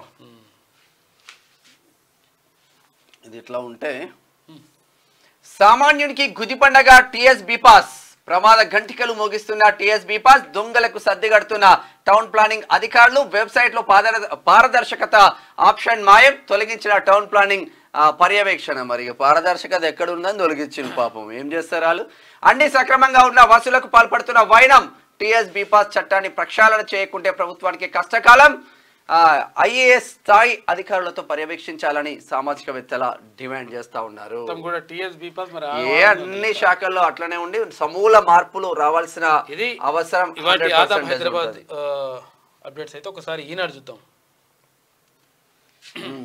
ఇంటింటికి వెళ్లి చెప్పండి రుణమాఫీ చేశామని. ఊరూరా పండగల సంబరాలు నిర్వహించండి. 7 నెలల్లో సంక్షేమానికి 30,000 కోట్లు ఖర్చు చేశాం. ప్రజల్లోకి దీన్ని తీసుకువెళ్లడంలో వెనుకబడ్డాం. పిసిసి నేతలతో ప్రత్యేక సమావేశంలో సీఎం రేవంత్ రెడ్డి నిన్న అందరితో మాట్లాడారు. ఐఐటీలు, తర్వాత ఎన్ఐటీలు, IIITల్లో మిగిలిన సీట్లకి 26 నుంచి కౌన్సిలింగ్ ఉంటుందంట. మరి ఒకసారి చూసుకొని దేశవ్యాప్తంగా ఐఐటీలు, ఎన్ఐటీలు, IIITల్లో బీటెక్ సీట్ల భర్తీకి బుధవారం చివరి విడత అయిన 5వ రౌండ్ సీట్లను కేటాయించడంతో జోసా కౌన్సిలింగ్ దాదాపు ముగిసిందంట. సీట్లు పొందిన వారు వాటిని రద్దు చేసుకోవడానికి 22 గడువు ఉందంట. 26 వరకు చేయించారు. షబాజ్ డాక్టర్ కొండలు ఎక్కి వాగులు దాటి ఆదివాసీలకు వైద్య సేవలు ఆదర్శంగా ములుగు జిల్లా వైద్యాధికారి అప్పయ్య. గ్రేట్ అసలు కొంతమంది ఇట్లా చేస్తుంటారు. Great sir. మా దగ్గర కూడా ఇక్కడ ఉస్మానియా సిటీ పక్కనే ఉన్నటువంటి వడ్డీర బస్ ఉంది కదా, మాణికేశ్వర్ నగర్. మాణికేశ్వర్ నగర్ లో డాక్టర్ విజయ్ కుమార్ ఉండే, ఆయన 10 రూపాయలకే వైద్యం చేస్తుంటాడు. ఏమన్నా రోగం అంటే ఏమన్నా కానీ లెక్క కేవలం 10 రూపాయలు, కేవలం 10 రూపాయలు తీసుకుంటుంటే ఆ తర్వాత ఇప్పుడు 20 రూపాయలు చేసినట్టున్నారు. ఆయన చేస్తారు. అట్లా కొంతమంది డాక్టర్లు, కొంతమంది రకరకాల రంగాల్లో ఉన్నటువంటి నిపుణులు వాళ్ళు సేవే లక్ష్యంగా వాళ్ళు ముందుకెళ్తా ఉంటారు. అట్లా నిజంగా కూడా అటువంటి వాళ్ళకు ఎందుకంటే పేదల పట్ల వాళ్ళకు ఉన్నటువంటి చిత్తశుద్ధి, తర్వాత ప్రజల పట్ల ఉన్నటువంటి చిత్తశుద్ధి అట్లా ఉంటుంది. ఇక ఏమైందంట, ఆయన స్వయాన గిరిజనుడు. వర్షాకాలంలో వైద్య సేవలు అందక గిరిజనుడు పడే కష్టాలు, గాలిలో దీపాల్లా ఆరిపోయే ప్రాణాలు ఆయనకు గుండెకోత మిగిల్చేవి. ఆ పరిస్థితుల్లో మార్పు తేవాలనే లక్ష్యంతో కష్టపడి చదివి వైద్యుడయ్యాడు. జిల్లా వైద్యాధికారిగా పదోన్నతి పొందాడు. అయినా తన మూలాలను మర్చిపోలేదు. ఎప్పటికీ తానే స్వయంగా కిలోమీటర్ల కొద్ది అడవుల్లోకి వెళ్లి గిరిజనులకు వైద్య సేవలు అందిస్తున్నారు. ఆయనే ములుగు జిల్లా వైద్యాధికారి డాక్టర్ అల్లెం అప్పయ్య.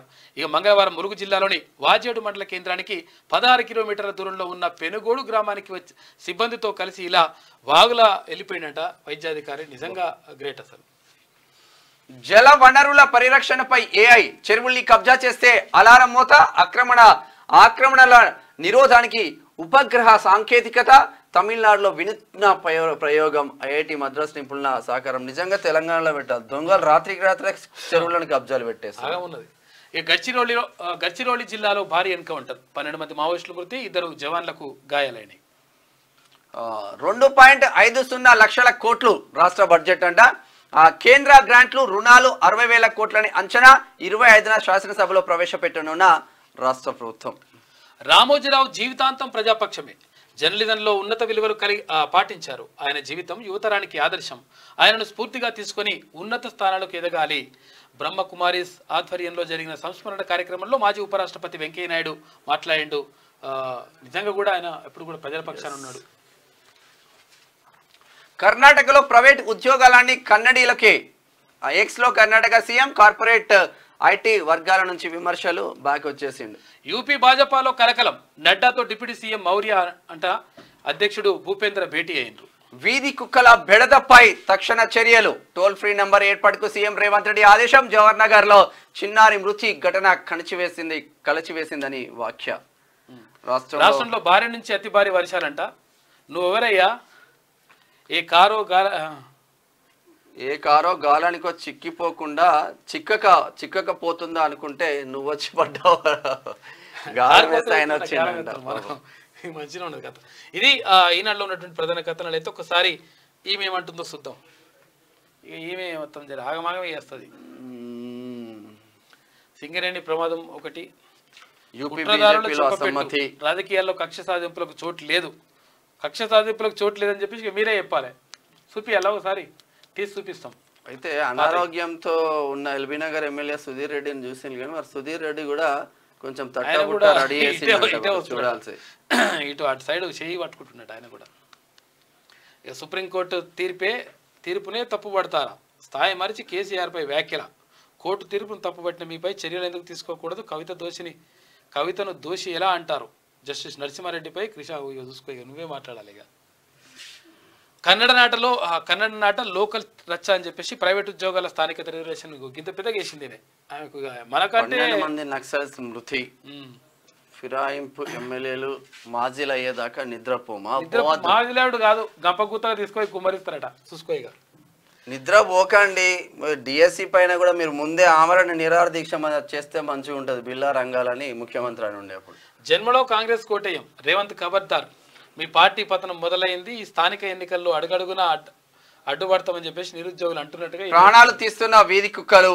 ఏడాదికి 2 సార్లు పరీక్షపై డైలమా. పండగ పూట పడిగాపులు. నేడు 1 లక్ష రుణం. ఏం రాసుకొచ్చింది చూద్దాం. ఇంట్రెస్టింగ్ వార్త. నేడు 1 లక్ష రుణం మాఫీ. సాయంత్రం 4 గంటలకు రైతుల ఖాతాలో 6,098 కోట్లు. 11.42 లక్షల మందికి రుణ విముక్తి. ట్రయల్ రన్ నిర్వహించిన అధికారులు. రైతు వేదికల్లో సంబరాలకు ఏర్పాట్లు. రుణమాఫీ జాబితాపై రైతుల్లో ఆందోళన. అగో ఇది ఏం రాసుకొచ్చింది చూడు, రుణమాఫీ జాబితాపై రైతుల్లో ఆందోళన. రేషన్ కార్డు కూడా లేదని చెప్పి ఇంకా రైతుల్లో ఆందోళన ఏముంటది? ఈమె ఆందోళన ఎందుతున్నది ఇట్లెట్లా చేస్తురని అట్లా నువ్వు ఇక ఆపు కదా, దాని గురించి ఎక్కువ చదివితే కూడా మంచిగా ఉండదు. రైతు భరోసా ఎగ్గొట్టి రుణమాఫీకి నిధుల పెట్టుబడి సాయానికి పాస్బుక్లు పోయినాయి. అదే నీళ్ళ నిరంజన్ వనపర్తిని ఏం చేసినావు అప్పుడు? విజయ డైరీ బకాయి 120 కోట్లు అన్నదాతలకు శాపంగా మారిన సంస్థ నిర్లక్ష్యం అని చెప్పేసి ఈమె ఆగమాగం చేస్తున్నది. పండుగ పూట నిద్ర ఓరంట మరి నిద్ర ఓరంట. జట్టు కట్టి చెట్టును నిలబెట్టి జాయింట్ చేస్తున్నారు. పడిపోయిన చెట్టును పెట్టిరు అనమాట. మళ్ళా పెట్టిరు కానీ మళ్ళీ ఇప్పుడు ఏంది కాక పెట్టిండే వేణుగోపాల స్వామి కాక ఇట్లా ఏమన్నా కాకి ఇప్పుడు చూపు పొందరకాలు అంటే అయిపోతున్నట్టు లెక్క. వచ్చే పరిస్థితి లేదు. మీద ఇక్కడ రుణమాఫీని అంటే 3 విడతల్లో చేయాలని చెప్పేసి రాష్ట్ర ప్రభుత్వం భావిస్తా ఉంది. అందులో భాగంగా మొదటి విడతలో ఇవాళ ₹1,00,000 ఉన్న వరకు ₹1,00,000 రుణమాఫీ ఇవాళ సాయంత్రం 4 గంటల కల్లా చేసేస్తామని చెప్పేసి రాష్ట్ర ప్రభుత్వం క్లియర్